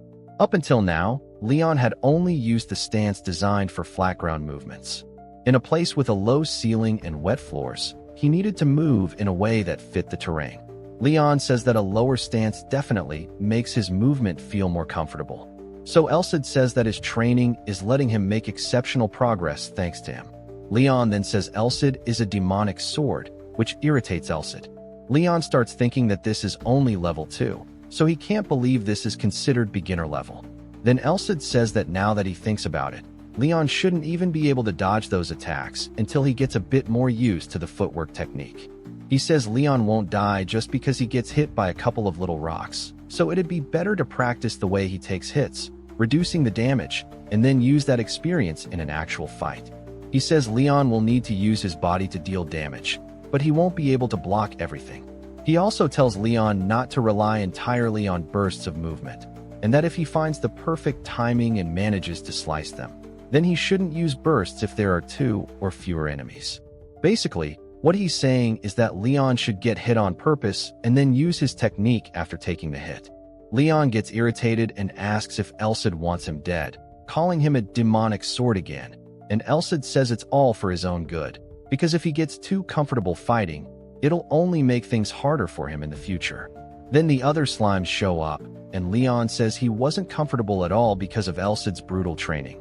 But Elcid says that by his standards, Leon is way too comfortable, and he starts talking about how people used to push themselves back in his time. So, after spending some time there, we see several soldiers gathered around, and one of them mentions that it's already the 3rd week now, asking what time he came in today, and another soldier answers that he showed up at 10 in the morning, before the second shift change, which makes the soldiers comment about how he's really working way too hard for someone his age. And at first it didn't even look like he'd be able to take down that many stone slimes. But today he's climbing back up with bags completely full.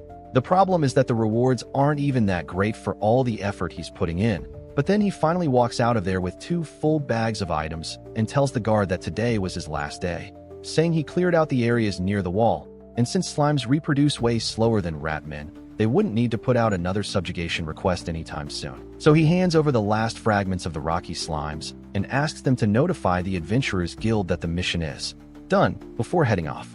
He then asks if, by doing all that, he was finally ready for Elcid, and Elcid answers that he was, saying that, using the power they built up from subjugating stone slimes, he now needed to take his first step and learn about aura, and later on, at the end, Elcid explains that he evolved way faster than expected, and at first he only hoped he'd absorb a decent amount of power, since rocky slimes are organisms made of mana. But, thanks to the fact that nobody accepted that mission for such a long time, it actually turned out great for them. And now they're a whole month ahead of schedule, meaning Leon reached the minimum amount of power needed to start working with aura, and Elcid points out that he was pretty late to learn aura compared to others, asking if he was ready for that. Leon, without even hesitating, says of course, and he remembers to himself that descendants of prestigious families, like he once was, received a baptism where their circulatory systems opened the moment they were born, establishing the foundation of their mana with elixirs, which is why social status created such a big difference in natural talent. And developing aura without a baptism had been practically impossible for his past self.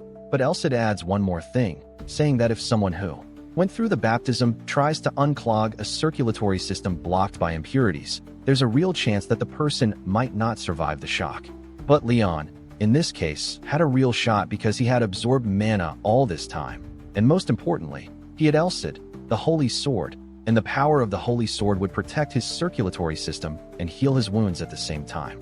But he'd still have to endure excruciating pain to make it happen, and if he passed out, the baptism would fail, and whether he succeeded or not would depend entirely on his inner strength. So Elcid immediately begins casting a spell, creating several blades of light in the air, then throwing one straight at Leon's back, hitting him. That makes him scream in agony as electricity shoots through his whole body, and more blades keep being launched non-stop at Leon. And while it strengthens him, it also tears him apart completely. And Elcid even says it's impressive that he's withstanding 10 light blades, though though Leon is obviously completely wrecked, practically on the verge of death. And Elsa notices that, as Leon's aura awakens, it seems like the presence of the people who were hiding in that city becomes even clearer, and soon Leon begins to feel the aura, sensing the flows circulating outside his body, with a refined power flowing through his heart. Then Elsa heals him, and Leon says it feels like he gained a different kind of pouch, aside from his physical abilities that could increase, and that he feels like he can do anything now, but Elsa tells him he's mistaken. At that moment, the hero's soul appears and says the kid really is incredible, and even though the reason he was chosen was his inner strength, he still surpassed expectations. But he asks his sword why she looks so sad. He already said that training would make everything work out, since the stronger the hero becomes, the better it would be for her. But Elsa tells the soul that the problem is that he did two things wrong, and the soul even used a shortcut to place him inside the Holy Sword. And the Holy King gets a bit embarrassed, but reminds her that he's the one in charge, and that his successor would be Leon. So, Elsa should have kept that opinion to himself, but he says he's going to turn Leon into an incredible knight, and that his idiot king should just watch from the heavens while he does all the work for Leon to surpass him. And then he turns back to Leon and mentions that he honestly thought Leon would only endure about 5 blades, saying he only used the baptism to unclog the wide vein. But if Leon wants to use aura properly, he's also going to have to train his narrow vein, since he was still a kid overflowing with a small amount of power, but he had a long road ahead, and Leon says he knew that, though he thinks to himself that even without any changes to his physical abilities, he could feel that energy flowing through his body, and he now had this strange sensation like he had nerves outside his body. Elsa says that's the sense of aura, and that if he focuses on using that flow, he'll be able to analyze everything around him, and Leon says that sounds amazing. So Elsa tells him he knows he's happy to finally have aura, but first he needs to actually explain what aura is.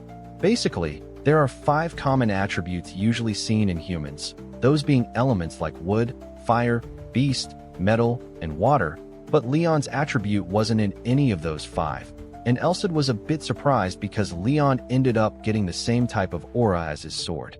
Leon is shocked and asks if it's really the same, and Elsa says that's right. He has the attribute of sun, light, and heat, a high-class attribute that represents splendor and magnificence, and Leon gets all excited knowing he has the same aura type as Elsa. But Elsa says they first need to summarize things so they can get to the main point. Then he shows Leon's system, where his class title changes to Hero who finally learned aura, and now he was level 22. And on top of that, his skills also leveled up a lot, which makes Leon realize how different he was from before. And besides that, he had just learned aura and was already at level 3, and Elsa explains this is because Leon managed to use accelerate even before learning aura, which is why he was already well above level 1 or 2, and beyond that, his martial body also increased to level 2 after his meridians were opened. Now, Elsa says he'd like to teach Leon the remaining swordsmanship he lacks, which gets Leon even more excited because he can finally start learning the swordsmanship of the great hero Roderick, and he tells Elsa to start right away, and Elsa comments on how excited he is.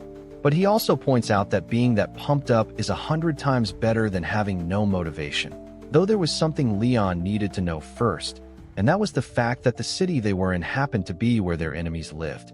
Leon is stunned, and Elsa continues, saying that somewhere in that city he could feel their presence, the presence of the hero's arch-nemesis, the traitors who were trying to fulfill a purpose by handing this world over to beings from another realm. As he says this, Elsa starts getting angry, calling them insects and mediocre traitors, and Leon asks what their name was. But Elsa says that would be a waste, that they don't even deserve the effort of having their names spoken, though if Leon wanted a name for them, he could call them the evil group. Elsa tells him that now that he has aura, he can stand against them, and Leon asks if that's the case. Then he just needs to get even stronger, right? Since he already decided he'd become a hero, and Elsa says they'll probably stay quiet for now. But it's not like Leon has all the time in the world, and they'll likely start moving in at most 2 months. And subjugating monsters is nothing more than preparation to get even stronger, but malice is an enemy the hero cannot avoid, and from here on out, Elsa will have to crawl through the mud covered in blood and animosity. So, after some time, Leon goes out to look for more missions, and that girl tells him the guards had mentioned what happened, but she was worried since she hadn't seen him for 4 straight days, and Leon apologizes for making her wait. And as she looks at him, she says there's something different about him now, and Leon explains that he kind of had an enlightenment while subjugating monsters. The girl, all cheerful, says she knew it, and it seems she even had another reason to congratulate him, and Leon asks what she means by another reason. So she hands him a rank C badge, congratulating him on his promotion, and Leon asks if he can really be promoted just like that, since normally you need a separate evaluation for that. But the girl explains that usually that's true. Yet his subjugation results against the Ratmen and Rocky Slimes received really high ratings.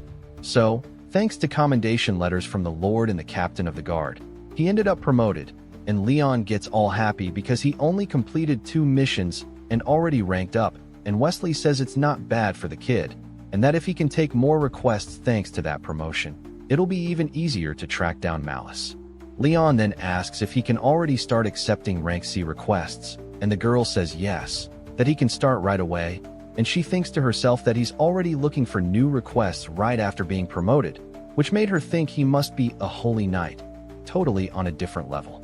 But that's nothing more than Elsid interpreting what he assumes she's thinking, though it kind of seems true, since holy power is really similar to sun aura anyway, and Leon asks if there's any request he should take, and Elsid replies that there seem to be a few good ones for training, but he doesn't see anything related to Malice. The problem is that Leon, without realizing it, ends up speaking out loud instead of communicating mentally with Elsid, asking if they shouldn't focus on training until they find some leads, and the girl, awkward and confused, says that if he wants, she can show him requests from another category, since taking only rejected ones must be tiring, and Leon says that's not what he meant, and after getting a bit embarrassed, he asks if she can show him requests related to slums or shady areas. That completely shocks the girl, since the slums are filled with horrible people, and while slums are usually where the poor gather, the slums in Blaine are a bit different, since there you can find thieves, informants, convicts, fugitives, smugglers, assassins, and all kinds of people. It was an area where the men living there had broken laws from multiple countries, and Leon thinks to himself that if it's a large-scale lawless zone, then that place would be perfect for evolving and also for picking up clues about Malice. But the girl simply says there are no requests related to the slums, surprising Leon. She explains nervously that jobs for that place are handled by mercenaries, not adventurers, because adventurers don't get involved in human disputes. And, well, most of the disturbances that happen in the slums are between people. And unfortunately, Leon couldn't become a mercenary full of restrictions after coming this far. And if he went there to investigate the slums without reason, he's sure everyone would start watching him with suspicion. So the girl hands him a request and asks if this one would work. It was a subjugation of phantom armors in an abandoned mansion. The ornamental suits of armor that had been left behind in an abandoned mansion ended up turning into living armor, and because of that, the mansion couldn't be put up for sale. She mentions that the reward there wouldn't be that bad either, since there were plenty of rank D adventurers who couldn't even destroy a single suit of armor. Leon thinks to himself that his sword probably wouldn't have any issues with that, and then the girl continues, saying that this mansion was really close to the slums, which would help him get closer to where he wanted to go. Leon says that this mission could give him a crucial excuse to investigate the area, and no matter how powerful the forces in the slums might be, there was no chance they would pick a fight with the Adventurers Guild for no reason. If he messed with someone over there, they could easily end up facing a high-rank adventurer, so they most likely wouldn't risk it, since rank A individuals are nationally controlled forces. Leon thanks the girl and says he'll repay her next time. And guys, the name of this girl is Rise. She also tells him to pick up the reward for defeating the Rocky Slime and mentions that the guard captain added a bonus for him, so there's quite a bit there. Leon then thanks her and asks if he could make one more request. Rise says yes. Leon then asks if she could tell him where Blaine's church is located. The girl is shocked by that question and asks if he really wants to know. Leon explains that he has business to take care of there, but she still looks extremely worried. This makes Leon think that he knew she would react like this, because if Rise believes he's a holy knight, like Elsid said, then even though holy knights can't normally request help from the church, there are exceptions if enemies of the church appear. This is due to the existence of heretics, meaning those who condemn the goddess. The girl then starts sweating and says it's at the end of the Prima district, in the northeast, and it's the 13th building. Leon thanks her again and says that this time he's heading out. After he leaves, Rise starts freaking out, thinking that the only reason a holy knight would look for the church is because an enemy of the church has appeared. This makes her collapse to the floor, saying that this isn't something the guild can ignore, so she needs to report it immediately.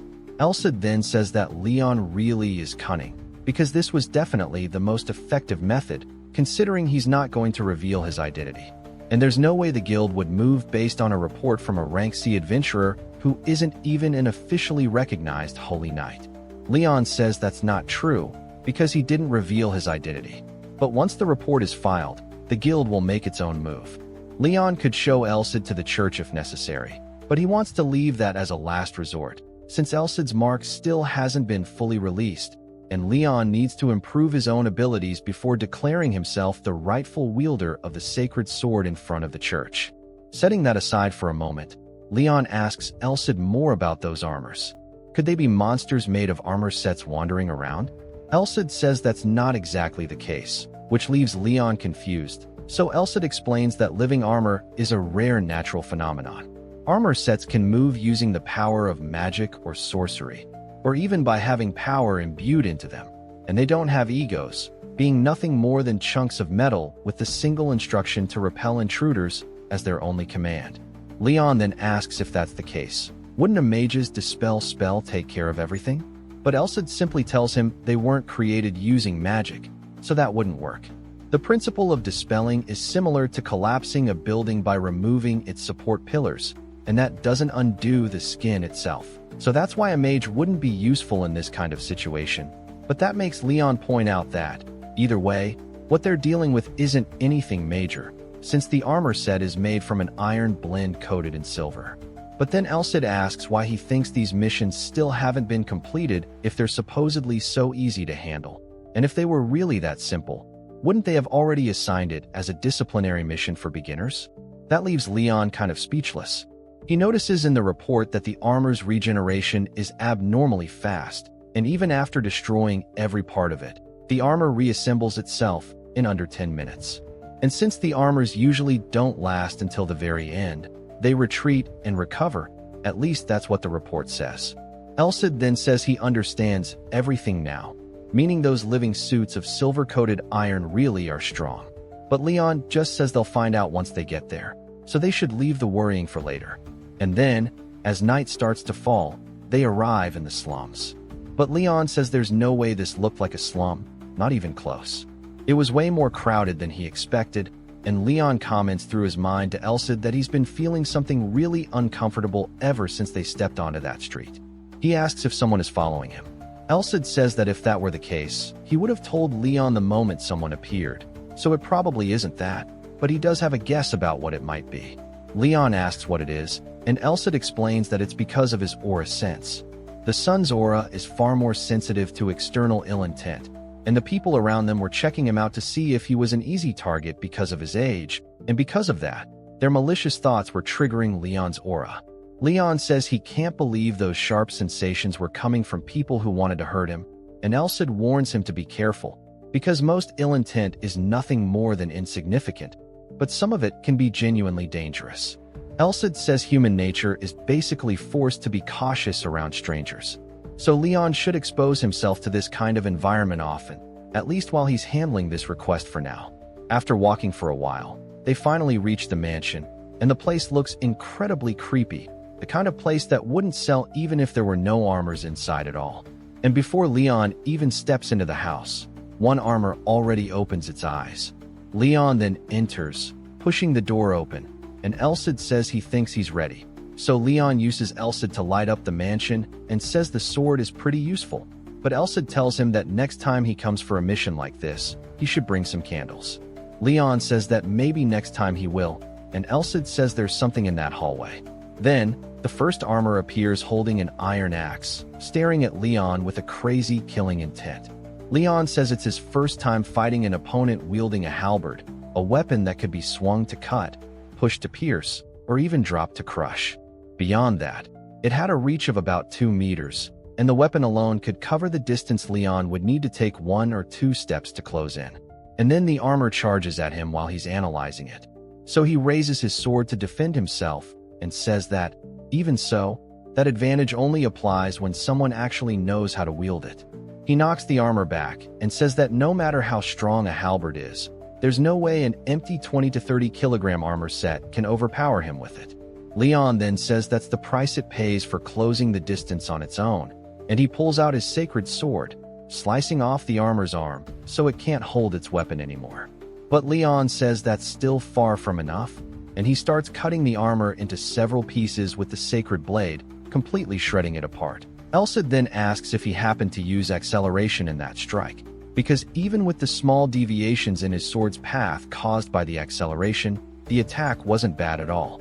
Leon says he can barely use that ability for a few seconds, but he could probably use it more naturally now that he can use aura. Still, the report said that the armors regenerate even if they're destroyed with a warhammer. It also said their regeneration was abnormal, but that didn't seem to be the case here, which makes Elcid believe the report might be fake. Leon says that's possible, but a fake report is considered a Class 2 crime within the guild, and if someone died because of a falsified report, the guild would place a bounty on the head of whoever forged it. That bothers Leon a bit, because who would take such a huge risk just to dodge a disciplinary mission? Thinking about it, something felt off from the very beginning. No matter how annoying living armors might be as opponents, a well-built party could take them on without much trouble. Elcid says he can't think of anything, and that maybe there's a difference between one armor and another. Leon says that could be the case, and then, looking at his sword all excited, says he might need to be a little careful, but Elcid tells him it doesn't seem necessary, since the armors themselves came to Leon. And at the end of the hallway, several armors appear, and Leon says he can't really see them clearly and asks if there's a way to increase the sword's brightness. Elcid, annoyed, says he no longer knows if he's supposed to be a sacred sword or a torch, and then he lights up the entire place. Leon says it's amazing, since the sword is incredibly bright, but not so bright that he can't see anything.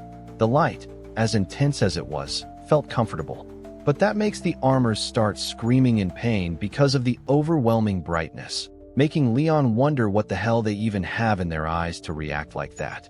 The light is so intense that it's literally evaporating their eyes, so they rush at Leon in complete desperation.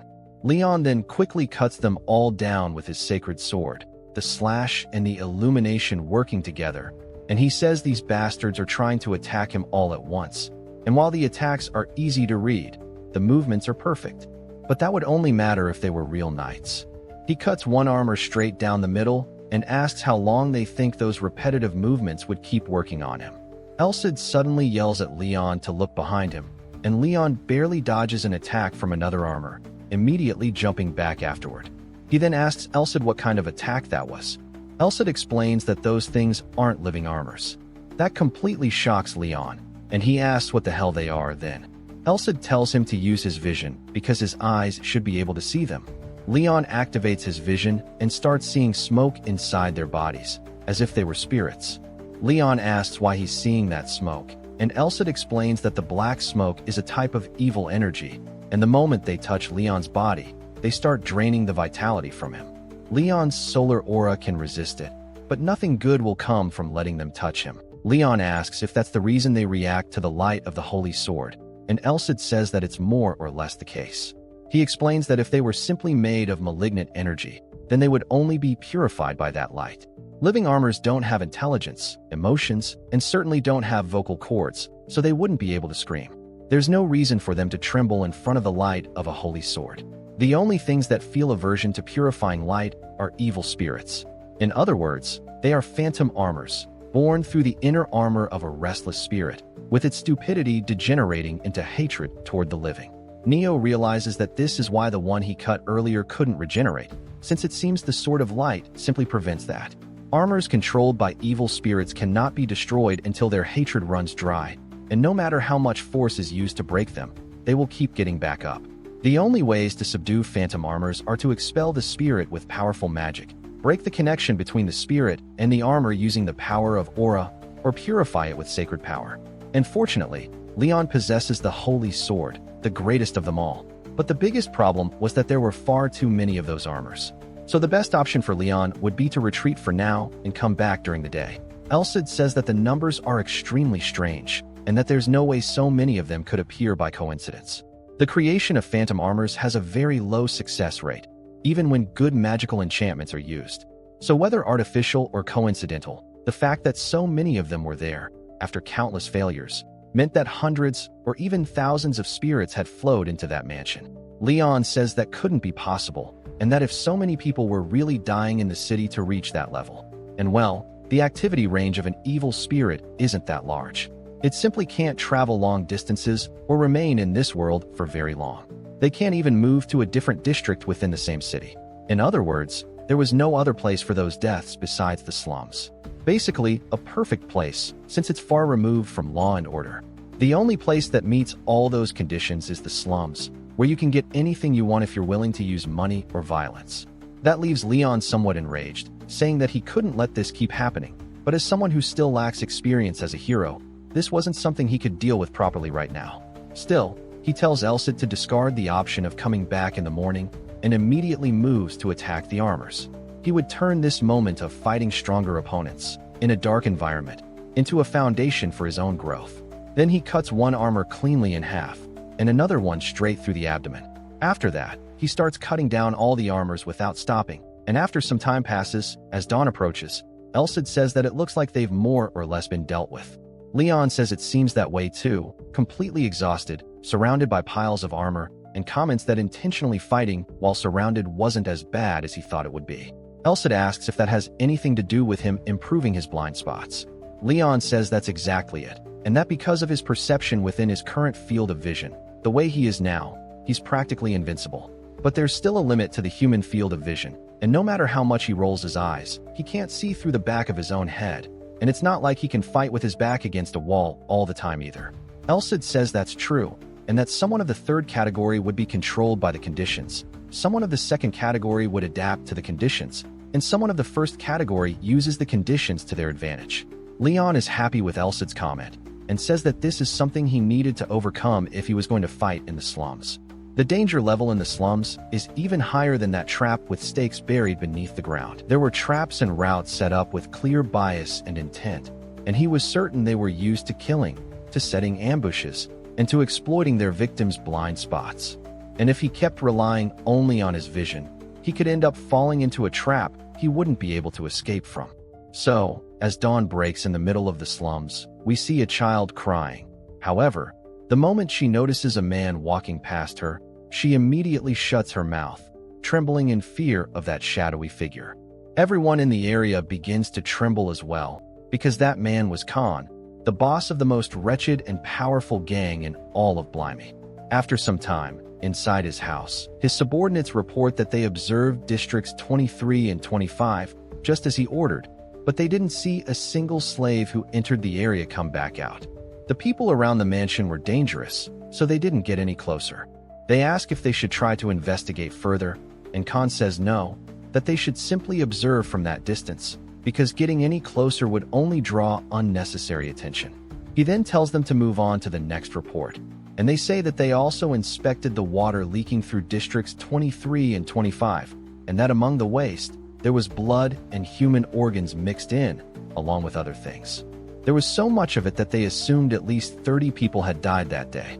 Khan then asks what the mage said, and the subordinate explains that he said something was off, and that not even a black magic ritual would waste that many lives. Khan tells them to gather everything he asked for, inspect it, and write a report.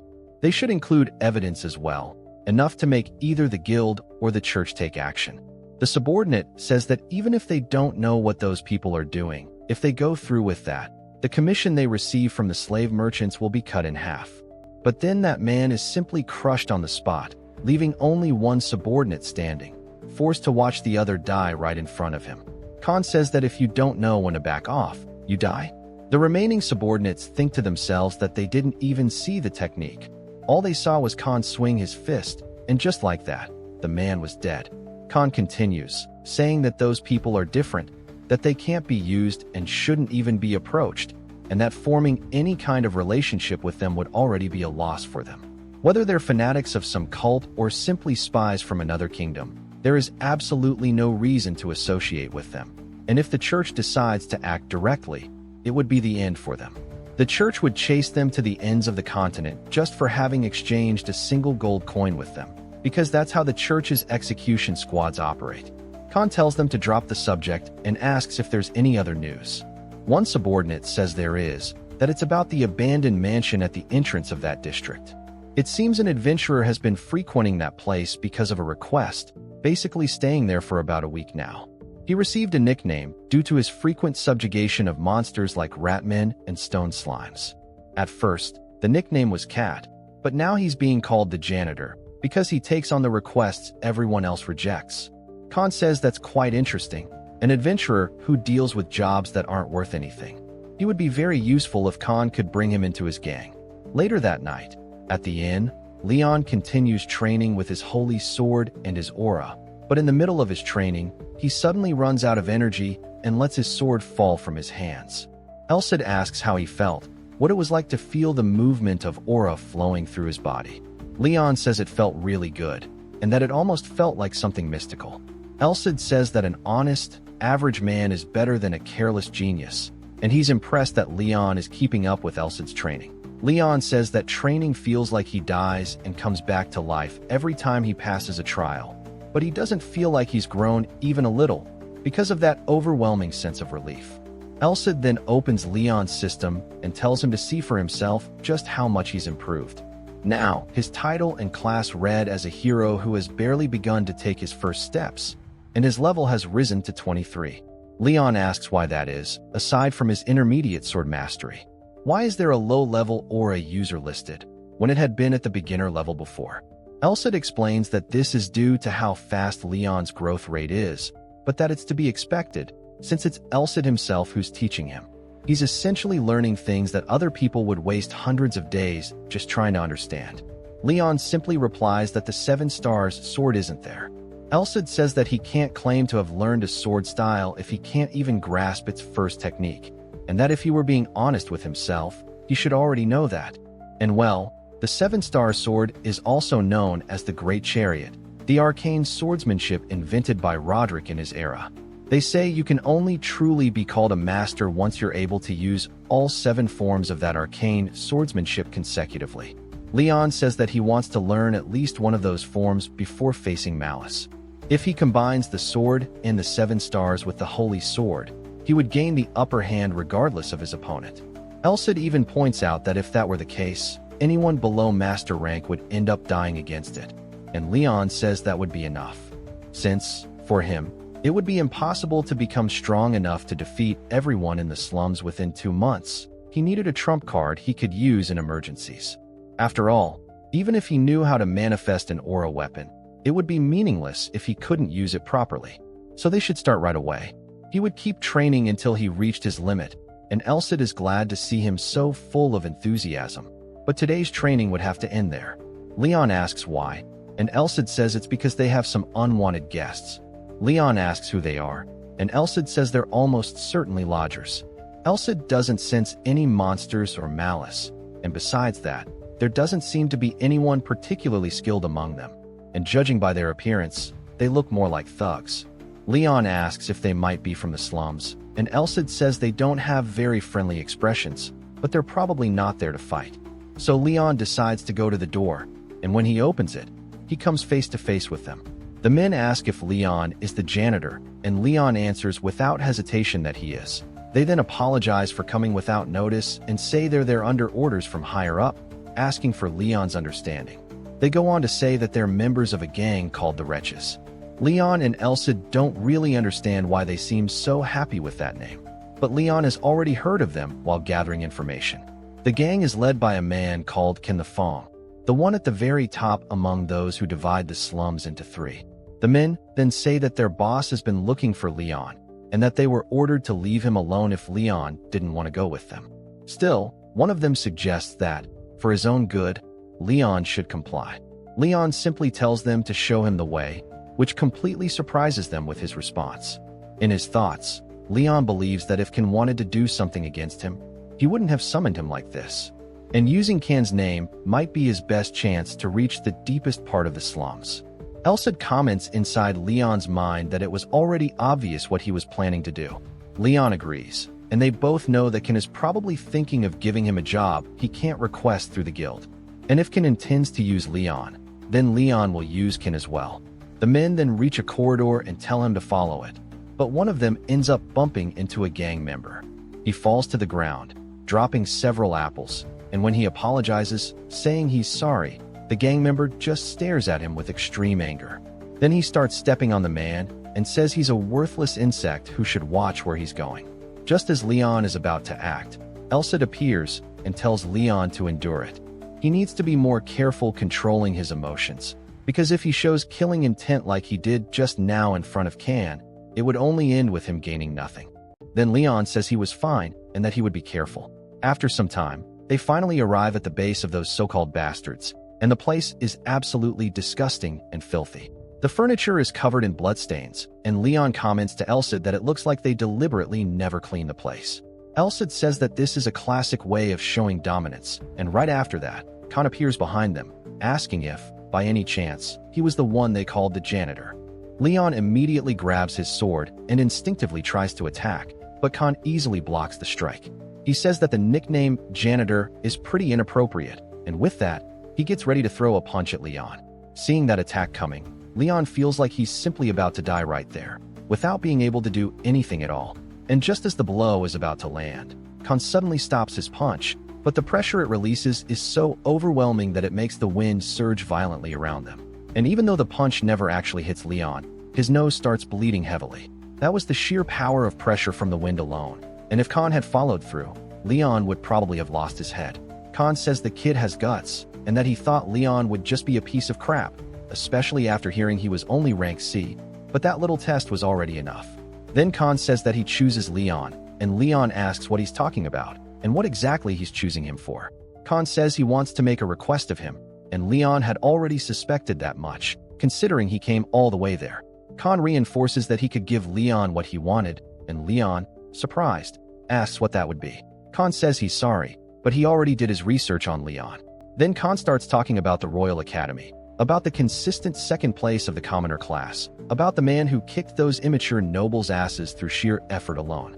He registered with the Blaine Adventurers Guild and only took on requests that everyone else rejected. Leon is surprised because Khan, the Fong, even has informants lurking in the back alleys. Khan says he kind of understands why Leon left the academy and that he never had the slightest intention of becoming a knight. He had no desire to bow his head to nobles. Leon and Elsid are caught off guard by that statement, and Khan continues, saying that was exactly why Leon beat those nobles half to death and became an adventurer. Unlike those idiot sons of bitches who only chase profit, Leon looked at the bigger picture and became an adventurer who could be useful for the great powers. And because of that, he managed to rise to rank C after completing just 2 requests. Khan asks if that isn't the case, but Leon and Elsid, who knew the real reason was the sword and learning aura, think to themselves that it wasn't like that at all. Khan says that if Leon wanted money, he wouldn't have done something like this, so his only objective from the very beginning was fame.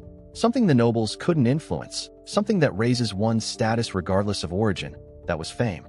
Khan continues, saying he was certain that the reason Leon didn't hesitate to answer his summons, even though it was in the slums, a place filled with danger, was precisely because of that, and that if Leon accepted his request, his desire would become reality. Leon starts thinking to himself, what the hell is wrong with this guy? He's completely misunderstanding everything and making assumptions all on his own. Elsid speaks inside Leon's mind, saying that it was all nonsense, but that it did make sense. Considering the mission he completed, anyone would assume he was chasing fame, and that Khan was misunderstanding him in the same way Rise did, just from a completely different angle. Still, Leon couldn't correct him out of nowhere. Khan could become an enemy someday, and as long as he kept misunderstanding things for now, Leon could simply make use of it. Leon says that since Khan knows all that, he'll at least hear what he has to say. Then they head into a room, and Khan starts explaining that the people in the slums are cautious around outsiders, but they don't outright reject them. This place basically runs on the survival of the fittest principle. A lot of people don't know their place and come into the slums trying to seize positions of power. That's exactly why they failed to understand the situation and started getting involved with troublesome people 4 months ago. They ended up piling up around 200 corpses in a single day, and then invaded the 23rd and 25th districts. Leon thinks to himself inside the armor, could this be the malice associated with the abandoned mansion and the ghost armors?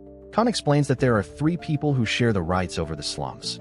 One of them is a loan shark people called Gold Pig, Simon. Another is an unknown assassin whose face no one has ever seen, the Coffin Keeper. And lastly, Khan himself, who sits at the very top of that hierarchy. The 23rd and 25th districts were Simon's territory, but with around 200 casualties and all the money he had loaned to them, he was furious over such a massive loss. In the end, to neutralize them, he simply hired mercenaries ranging from rank D to rank B, and every single one of them was completely wiped out. Leon then asks who the hell those bastards are, since they're that strong, and Khan replies that not even he knows. If they're powerful enough to massacre that many mercenaries, then they're definitely a force the Empire should be keeping an eye on. And no matter how lawless the slums are, this crosses the line in an extremely excessive way. Taking Khan's story into account, the large number of ghost armors in that abandoned mansion now makes sense. Khan says that everyone who tried to dig deeper into the matter was killed, with the sole exception of himself. And that's exactly why the cursed pig is so terrified that he refuses to make any move. The Coffin Keeper will most likely just keep watching how things play out, and even Khan's own lackeys have been trying to avoid an all-out war. Leon asks if this is basically a standoff, since it's their territory, essentially a non-aggression situation. Khan says that, as much as it pains him to admit it, that's exactly what it is. And that's precisely why he called Leon an adventurer who only seeks fame. After the earlier test, when he tried to punch him, he was already sure. Leon's tendency was to run straight toward danger instead of backing away, and with that kind of courage, Khan was certain Leon wouldn't refuse him. Leon says that, from the way Khan describes it, it doesn't sound like he wants him to act as a hired killer. So he asks Khan if he's trying to lure the guild using Leon as bait. Khan starts smiling, saying Leon is pretty sharp, and that it would be great to have him as a subordinate instead of those idiots. Leon apologizes, but says he doesn't really like gangs, turning down any chance of a contract right there. In short, Khan doesn't want to lose power to those guys, but he also can't get directly involved. Leon thinks to himself that the malice is now a much bigger problem than he originally thought, but that Khan himself could become an even greater threat someday in the future. Leon says it's fine, but asks how Khan plans to get the guild to move, and Khan then hands him a piece of paper and tells him to take a look. This completely shocks Leon, and the document Khan shows him is basically filled with evidence of people in the slums being sacrificed to malice. Hundreds of victims, or in the worst-case scenario, thousands. It gives Leon an overwhelming sense of nausea. In the slums, since it's a lawless zone, there's no real way to know what's actually happening, even when people disappear. So there was truly no way to tell that such an evil act was still continuing in blind. Leon then asks Khan if he couldn't just hand this over to the guild himself. Khan says that, unfortunately, he can't, and that the guild's higher-ups are far more hard-headed than Leon thinks. Sadly, they would never believe anything coming from such a suspicious source. Leon now understands why Khan needs him, and Khan says that's exactly it, and that he would make Leon into proof solid enough to convince those guild superiors that those bastards really exist, emphasizing that the proof would be alive and breathing. Leon says that's fine, because whether he submits a living report or dies and becomes proof himself, it works either way. That makes Khan start laughing and ask if Leon is really on board with this. Leon answers with absolute determination that he's in, thinking to himself that gathering information in the slums isn't easy, and above all, that he could save many lives by accepting this request. Then Khan tosses a dagger at him, along with a bag of money, the dagger essentially bearing Khan's personal mark. Leon was supposed to show that to anyone who tried to pick a fight with him, and no one would attack him, with the sole exception of the Coffin Keeper. Leon says that the dagger feels really strange, so he doesn't want it. Khan calls him an idiot and goes on to say that the bag contains magic scrolls. Leon should use them whenever he needs to, but if he wants, he can also sell them. He should think of it as an advance payment, and Leon comments that he wants to ask one last thing. Did Khan intend to stop that punch from the very beginning? Khan answers immediately that, of course, he did. And after some time, we return to Leon's room. Leon thinks to himself that Khan, the Fong, is absurdly strong, and that he needs to train even harder to become stronger. Leon asks if anything stood out to Elsid while he was reading those documents. Elsid says yes, but that he would need to conduct a more detailed investigation. Considering how malice operates, if anything goes against its plans, the chances of it turning into a disaster are extremely high. Leon then asks if that means Elsid needs to see it with his own eyes, and Elsid confirms that's exactly the case. Leon starts thinking that this mission is extremely complicated, because infiltrating an area where 500 mercenaries were slaughtered is something that should be handled by a first-class guard. Then Leon stands up and says that he thinks he'll need an assistant for this mission, someone who wouldn't be swayed by money and whom he could trust to protect his back. Elsid says those requirements are pretty demanding, and Leon adds that it's not just that. It also has to be someone who can't tolerate malice even a little bit. Elsid says there's only one place where they can find someone like that, and it would be in the 30th building of the Prima District. After some time, they end up finding the Holy Church, and Leon is completely surprised because the church looks totally abandoned. He asks why they would place a branch in such a poor district. Elsid explains that the church has always kept clerics in areas where outcasts live.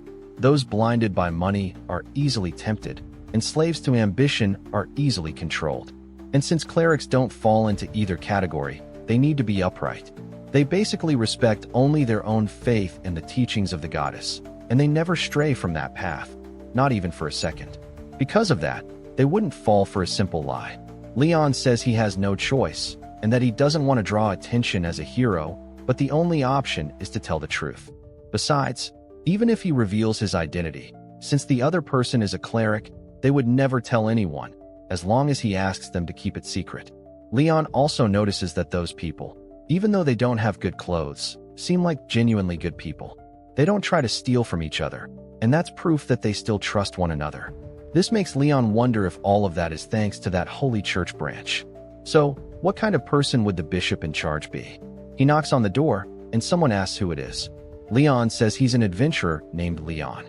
He has something to say to the bishop, but at that moment, he realizes that the aura in his body is reacting to the aura of the person on the other side of the door.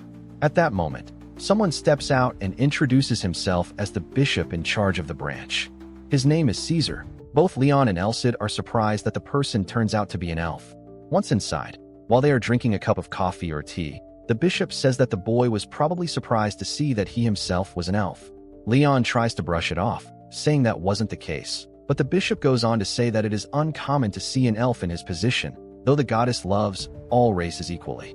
He also says that he has heard about Leon's accomplishments, how he subdued the underground monsters in the sewers and within the castle walls, and that thanks to him, the quality of the water improved greatly. Because of that, the number of people suffering from stomach pains dropped significantly. Leon, feeling a bit awkward, thanks him for the praise, but the bishop suddenly grows serious and says that the boy had something to tell him, didn't he? Before explaining, Leon asks him to look over the documents he brought to deliver. The bishop begins reading them and quickly becomes irritated by what he sees. It was an issue that, in his opinion, the church itself should deal with directly. Just as Leon starts to feel relieved, the bishop continues, saying that the source of the information, however, is a problem. The source is considered suspicious, and he will ask a trusted person to investigate it again. The biggest issue is that he acknowledges that doing so would take far too long to properly address the matter.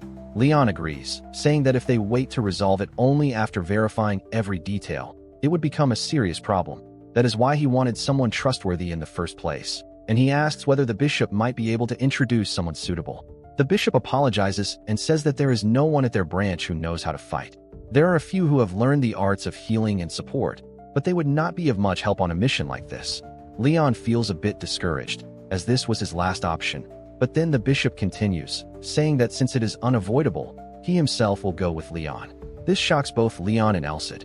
The bishop explains that he cannot leave matters related to church business to others, so he will accompany him personally.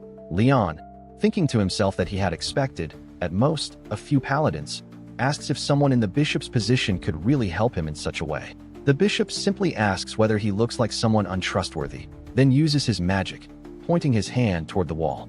After that, he raises his hand upward and unleashes aura fire, essentially a phenomenon that has reached its maximum density, leaking out and scorching the surrounding atmosphere.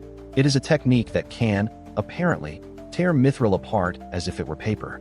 Elsid, astonished, says that judging by how quickly he manifested it, he must have mastered the technique through countless battles, and that in terms of raw strength, he should be on the same level as Khan. This makes Leon realize that this man was not a bishop for nothing. The bishop asks what he thinks and says that he will not slow Leon down, since he is strong. Leon replies that, actually, He was worried about the possibility of being the one to slow the bishop down. The bishop tells him not to flatter him too much and explains that he was once a member of the Iron Chain Holy Knights 50 years ago. Now, however, he is nothing more than a retired soldier. This leaves Leon stunned, since a Holy Knight of the Iron Chain was part of the most powerful force on the continent. He accepts the bishop's help and says that he will be under his care. The bishop says that he will go get his weapon and asks if Leon could wait a moment in the front garden. Leon says of course, and deep down he is thrilled to be teaming up with someone who once belonged to the Iron Chain Holy Knights. It almost feels like he has an entire army backing him up. On top of that, a weapon from his days as an Iron Chain Holy Knight might be something like a cool bow that would match the Forest Elf tribe. Elcid says that Leon really is too naive and asks if he didn't notice the calluses on the man's hands. So, when we see the bishop stepping out of his house, he is carrying his weapon, but it is a spiked iron ball attached to a chain. Basically a flail, something like Guillaume's weapon, you could say. He then shows off his strength by striking one of the nearby rocks, completely shredding it with a single blow. He looks pleased that he still has this much power and says it has been a very long time since he last felt this way, and that he would never forget how satisfying it was to crush the skulls of heretics with his flail. Elcid and Leon are utterly shocked by that side of his personality. The bishop says he is certain that the goddess will also be watching over the holy battle, and he asks Leon if he believes that as well. Leon replies that he probably does, and that answer makes the bishop very happy. Then, as they walk through the middle of the slums, Leon asks Elcid whether His Excellency is actually following them properly. Elcid replies that he is, and explains that he asked him to change into something more appropriate, since he couldn't walk through the slums wearing clerical robes. However, something feels very strange. Leon can sense his presence through his aura, yet he cannot perceive him with any of his other senses. Elcid explains that this is an aura skill, a technique that erases one's presence using aura. It is extremely difficult to use while moving, but he is exceptionally skilled at it. At one point, he ends up bumping into someone, and the man snaps at him to watch where he's going. But when he looks to the side, he sees absolutely nothing. Elcid goes on to say that this means he must have a great deal of experience with infiltration missions. Leon then asks why he can still sense him through his aura. Elcid answers that it is probably because of Leon's aura attribute. Normally, Leon should not be able to sense him at all, since he erased his presence with that aura technique. But such restrictions can be overcome depending on the nature of one's aura. Judging by how he responds, Leon's aura attribute is that of the sun, while the bishop most likely possesses the moon attribute. That is precisely why Leon can still sense the elf's presence. His attribute makes stealth less effective against someone with a sun aura. This leads Leon to wonder whether sun and moon are merely a coincidence, or if they might also be a matter of destiny. Eventually, Leon and the bishop finally reach the 23rd district, and Elcid comments that Leon's gangster dagger definitely came in handy. Every gang member they encountered along the way obediently stepped aside the moment Leon showed the dagger. The bishop smiles, saying he never thought they would be able to pass through the slums so easily, and that Leon is just as impressive as he had heard. He adds that thanks to Leon, he will be able to judge those heretics in a way that will be very pleasing to him. Once again, this completely horrifies both Leon and Elcid. Then, pointing toward a staircase that leads underground, Leon says that from that point on, it is Melis's territory. Infiltrating from above would be dangerous, so they should enter through the sewer route that Khan told him about. Partway along the way, the elf uses light magic to illuminate their surroundings, but suddenly he extinguishes the spell and tells Leon to be quiet. They hear someone saying that this was all for today. They failed to meet their quota because the sacrifices started to resist. They had to get rid of more than 12 extra people. The man goes on to admit that, to be honest, 70 people a day was excessive. Even if they started disposing of them non-stop from the early morning, they would only finish late at night, when the ritual was over. This completely enrages Leon. They were basically killing 70 people every single day, and this had been going on for several months. It was unforgivable. But when he looks to the side, the bishop simply says that he will go ahead, and then proceeds to demolish the underground area, suddenly appearing right in front of the two of them. He immediately strikes the first man in the head, dealing severe damage to his brain, and then, in one smooth, consecutive motion, lands a single blow on the second one as well. Leon asks if everything is okay, and when they look again, the two are already lying on the ground, while there are still two others standing. The bishop apologizes, saying that the plan was supposed to be infiltration. When they turn their attention to another member, he is breathing much more heavily, and then the bishop attacks him straight in the face. However, an automatic defensive spell protects him, causing that man to start laughing. He says that physical blows do not work against that external armor and asks how they dared to infiltrate this place. They were probably asking to lose their own heads. Still, he adds that it was good they showed up, since the sacrifices were already finished. As he is speaking, his head is suddenly severed before he can even finish his sentence. The one who takes his head is none other than Leon himself. The last survivor demands to know who the hell they are and whether they have any idea who they are dealing with. But before he can say anything else, the bishop appears behind him and snaps his neck, perfectly synchronized with Leon's attack on the other man, tearing his head clean off. Just like that, the two of them collapse to the ground, dead. The bishop then asks if Leon had already taken care of them, saying that he was incredible. Leon replies that he really shouldn't say that, since his attacks were completely unexpected. Leon also comments that those idiots were using excellent blades and that they could make good use of them. The bishop says that the reason Leon was able to ignore the heretic's arts must be because he stole a weapon identical to theirs. Then, speaking mentally with Elcid, Leon asks if everything is truly all right. Elcid responds that everything is going according to plan. He placed a unique spell on the weapon's appearance, so to others it should look like an ordinary sword, rather than a sacred one. A sacred sword would definitely draw far too much attention. But if there happened to be someone with deep knowledge of the Holy Church or of St. King Roderick, there would not be much they could do, since such a person might still realize it was a sacred sword despite its appearance. It could not really be called a successful infiltration, but they had already uncovered the enemy's true nature. He considers that to already be a huge advantage, and there was no better proof than the fact that they were using heretical arts forbidden by the church. The bishop says that this is true, but that what happened cannot be considered a failed infiltration. He emphasizes that it cannot be called an assassination if there are no witnesses, so they should eliminate everyone during this infiltration. Leon tells the bishop that they should search a bit more, and the bishop agrees with him.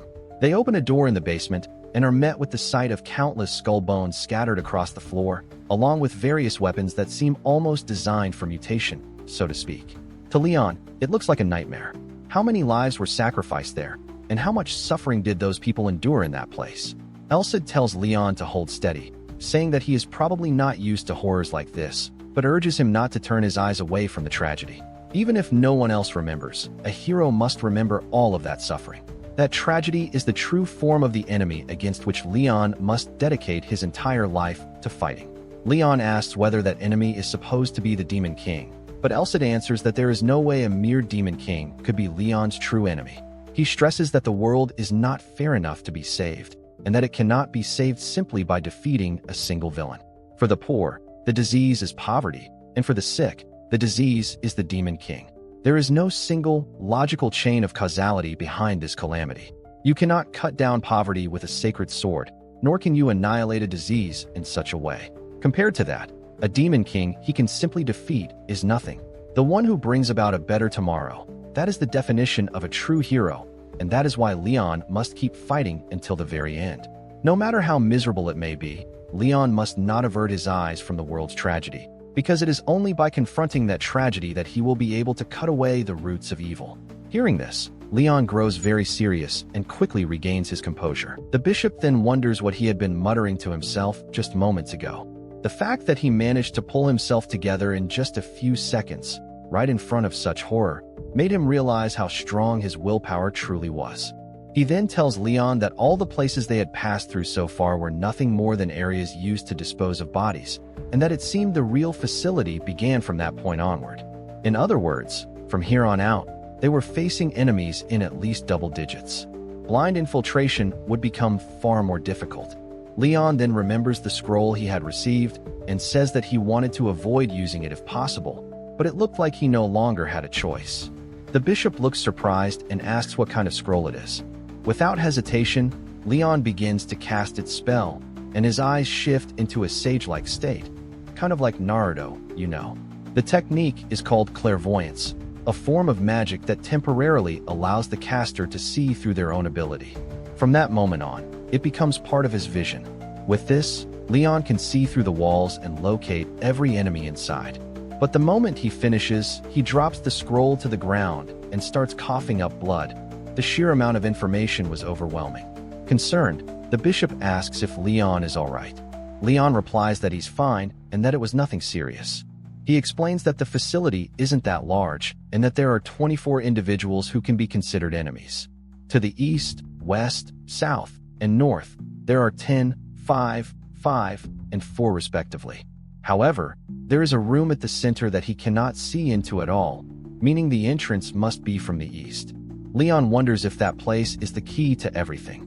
The bishop replies that it could be that, or it could be a trap for anyone who comes to the same conclusion. Sometimes, he says, the place we believe to be the weakest point is actually the most dangerous one. It's possible that the area is nothing more than an empty shell, used only to bury bodies. If that's the case, then the real operation is likely located in the 25th district. Leon says that the bishop is probably right, but he refuses to move unless he is absolutely certain. He also points out that security won't be any weaker if they come back another time. That means today is their best chance. The bishop smiles and says that, in that case, since their main objective has been identified, they should quickly and silently take care of the rest. At one of the doors, where 2 members were stationed, the bishop simply swings his chain, binding them together and pulling tight until both are suffocated. After quietly eliminating each one, they reach their 12th target, and the bishop looks pleased, saying that his body is finally warming up. He mentions that he's reached an age where he can't be as wild as he used to be. Still, despite the circumstances, he's glad to be fighting again. Eventually, they reach the wall that Leon couldn't see through. He starts wondering how it even opens. There's no handle, and it doesn't budge when pushed or pulled. The inscriptions on it are unfamiliar, and a dark red glow seeps from it, like blood flowing from an open wound. The bishop asks Leon to step aside and begins spinning his spiked flails, ready to smash the door open by force. He strikes it, but nothing happens. The impact simply bounces off. Both the bishop and Leon are completely shocked. The bishop thinks to himself that flanks should have more than enough power to grind stone into fine dust. So how did it fail to even leave a scratch after such a blow? That's when it hits Leon. The door is made of an irregular material. In other words, it's constructed from an extra-dimensional substance, something based on principles that don't exist in this world. This material freezes when exposed to heat and burns when exposed to cold. In short, it negates all physical interference. Leon realizes that since he can't see through it, even with the scroll's power, it means magic itself doesn't work on that gate either. So, if neither physical strength nor magic would work, there was only one option left. But before Leon could even consider using it, the bishop prayed to his god, asking that the light of rectification be placed into his hands. What he called upon was a power that couldn't be trained like aura, nor studied like magic. The natural laws and power of this world can only be manifested through the accumulation of faith and pure, natural karma. To put it simply, so it's easier to understand, heretical arts cannot overcome sacred arts. And with that, the bishop manages to break part of the door. The bishop gets excited, but it quickly becomes clear that the attack didn't fully destroy it. Leon asks if sacred arts aren't supposed to be stronger than heretical ones. Elsa answers that they are, but if the door can withstand the sacred art of a bishop, then it means the structure is far sturdier than even he had expected. In other words, it wouldn't have been wasted on something as simple as a trap, like the bishop originally assumed. Elsa then says that Leon will have to deliver the final blow, and that he'll support him. Leon begins releasing his aura, now infused with sacred energy. Without hesitation, he strikes the door with his sword, splitting it clean in half and reducing it to dust. The bishop praises the attack, calling it magnificent, and admits that he may have underestimated Leon's abilities. Leon responds that if the bishop keeps talking like that, it's going to make things awkward, since he laid all the groundwork to make that strike possible. The bishop then says that he can't sense anything beyond the door, and that the room seems to have been left empty except for when it was used for rituals. And man, it was pitch dark inside, but the smell of blood was overwhelming.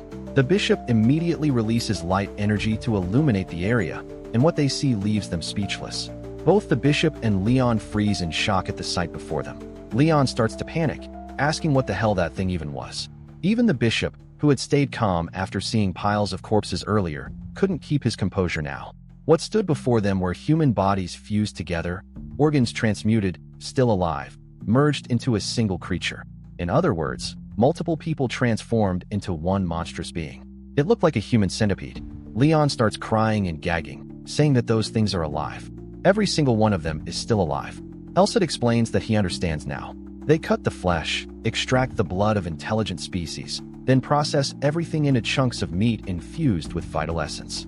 And based on how many victims were there, their objective was painfully obvious. It was a heretical art meant to summon a monster, using an enormous number of sacrifices as bait. And there was only one monster that demanded that many offerings. A terrifying calamity. Leon asks what kind of calamity it is, and Elsid answers that it's the devourer of cities. Preparing something like that should take an immense amount of time and effort, but once the ritual begins, it can't be stopped. It's an extra-dimensional being that not even a transcendent would dare to confront. It would be summoned into this world, devour an entire city in a single bite, and then return to its own dimension. Leon immediately thinks about the free city of Blind. Could his city really become its next meal? Elsid says that since a ritual of that scale would naturally draw attention, they likely failed 99 times out of 100. But the real problem is the catastrophe that would follow if it actually succeeds. Leon asks if something like this has ever happened before. Elsid replies that if it hadn't happened, there would be no records of it. The danger of heretical arts is that no one knows what kind of phenomenon they'll produce until they're activated. Most of the countermeasures the Holy Church has against them are developed only after the damage is already done. Leon then asks what the countermeasure against the devourer of cities would be, since facing something like that without a plan was impossible. But Elsid only says that it's bad. Very bad. That facility doesn't seem to be anything more than a processing site for the sacrifices meant for the devourer of cities. But even so, it still wasn't enough. The security in that place was far too lax. Leon then asks if that means they had already gathered the required amount, and Elsid says that they had probably completed at least 90% of it. That means there's likely nothing left for them to do except begin the ritual, and the moment they attempt to evacuate the citizens will be the moment they start it. Because of that, Elsid says the only tactic that would work now is a direct one. They would need to gather every available force in the city and seize the 25th district. A heretical art like the Devourer of Cities requires a large-scale ritual. That means the only way to stop it is to crush them completely before it begins. An all-out war. The biggest issue is the heretics' defenses. Their defensive capabilities are extremely strong, precisely because their ability is based on principles from another dimension, cutting the power of anything that isn't sacred in half. But Leon has Elsid, the sacred sword that carries the overwhelming holy power of King Roderick. Because of that, they should wear down the enemy through total war and then immediately wipe out every last heretic. As long as the heretics remain unaware of the sacred sword's existence, they'll be trapped in a checkmate they can't escape from.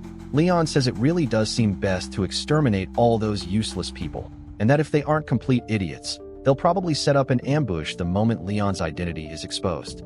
That makes this war a double gamble. The bishop tells Leon they need to get out of there immediately because it seems their infiltration has already been discovered. Leon agrees, and as they move, he grabs one of the fused beings and wonders what the point of staying alive in a state like that even is. The bishop understands instantly and begins ending the lives of all the innocent victims there, so they no longer have to suffer. Leon, meanwhile, offers his thanks and praise for each of them. And then, the two of them run, fleeing the site. The bishop urges Leon to move quickly. After some time, the heretical members finally arrive, shouting that the intruders are escaping. The sacrifices they had worked so hard to process had been completely destroyed. Still, they decide to abandon the pursuit. Now that the site had been exposed, their priority was to shut everything down and leave no evidence behind. After a while, Leon says it seems like they've stopped chasing them. The bishop agrees, adding that he can feel their presence fading away. He compares it to poking a beehive. Every bee rushes out to protect the nest.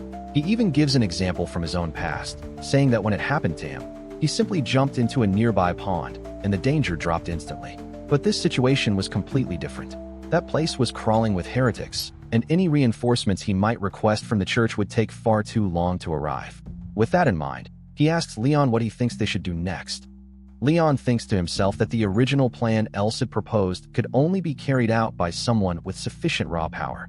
He had been considering revealing the sacred sword as a last resort, and maybe showing it to the bishop wouldn't be a bad idea, but he still wanted to avoid letting too many people know about it. Even if the bishop might have already grasped the idea from fighting alongside him. If His Excellency truly wanted to hear Leon's opinion, then Leon would give it. And so, Leon says that he's come up with a major plan. Later that night, at the bishop's residence, he explains the idea to him, and the bishop grows deeply thoughtful. He says the plan has many uncertain elements, but that it's still worth attempting, since he has no other ideas left. Well, it seems they kept one living subject to confirm what had really happened, and Leon was satisfied with the answer he got. Giving an explanation that truly convinces someone is incredibly difficult. So if he had simply brought up the idea out of nowhere, without the bishop having witnessed everything firsthand, the bishop wouldn't have taken it seriously at all. Since information about the devourer of cities could be extremely confidential, even within the church, Leon decides to present it as a logical deduction and shift suspicion elsewhere in order to move the plan forward. While there is a way to neutralize the barrier, if he removed key terms like sacred sword, the only option left was to fabricate an explanation, claiming that solar aura is far more effective against heretical arts than people believe. The bishop responds that even within the Holy Church, solar aura is well known and considered something that should be prioritized during recruitment. It's so rare that he has never seen anyone other than Leon wield it, but he believes he finally understands why. Leon says that if that's the case, then it's settled. They should mobilize both the guild and the army and lead them toward the enemy base, while a small group of elites infiltrates and launches a direct strike. The bishop replies that, in that case, there are two prerequisites. First, the guild and the army must be mobilized. Second, they must form an infiltration team to breach the enemy base. The first part is simple, since the bishop can openly denounce the cult. The real problem is finding people capable of fighting heretical elites. The team would need to be made up of individuals who are at least rank A by guild standards. That's when Leon comes up with a bold idea. What if they recruit powerful individuals from the slums? In the slums, there are two known rank A fighters, Fong and the Coffin Guardian. And since this plan is about fighting fire with fire, they would almost certainly be willing to cooperate. The bishop asks if Leon truly believes those people would agree to take part in such a mission. Leon replies that yes, he's confident they'll cooperate, because they don't really have any other choice. The bishop says that recruiting an entirely new guild like this sounds incredible, and both he and Leon grow visibly excited. Meanwhile, Wesley can only think to himself that he's absolutely certain that if the people they were talking about heard this conversation, they'd stab them on the spot just for suggesting it.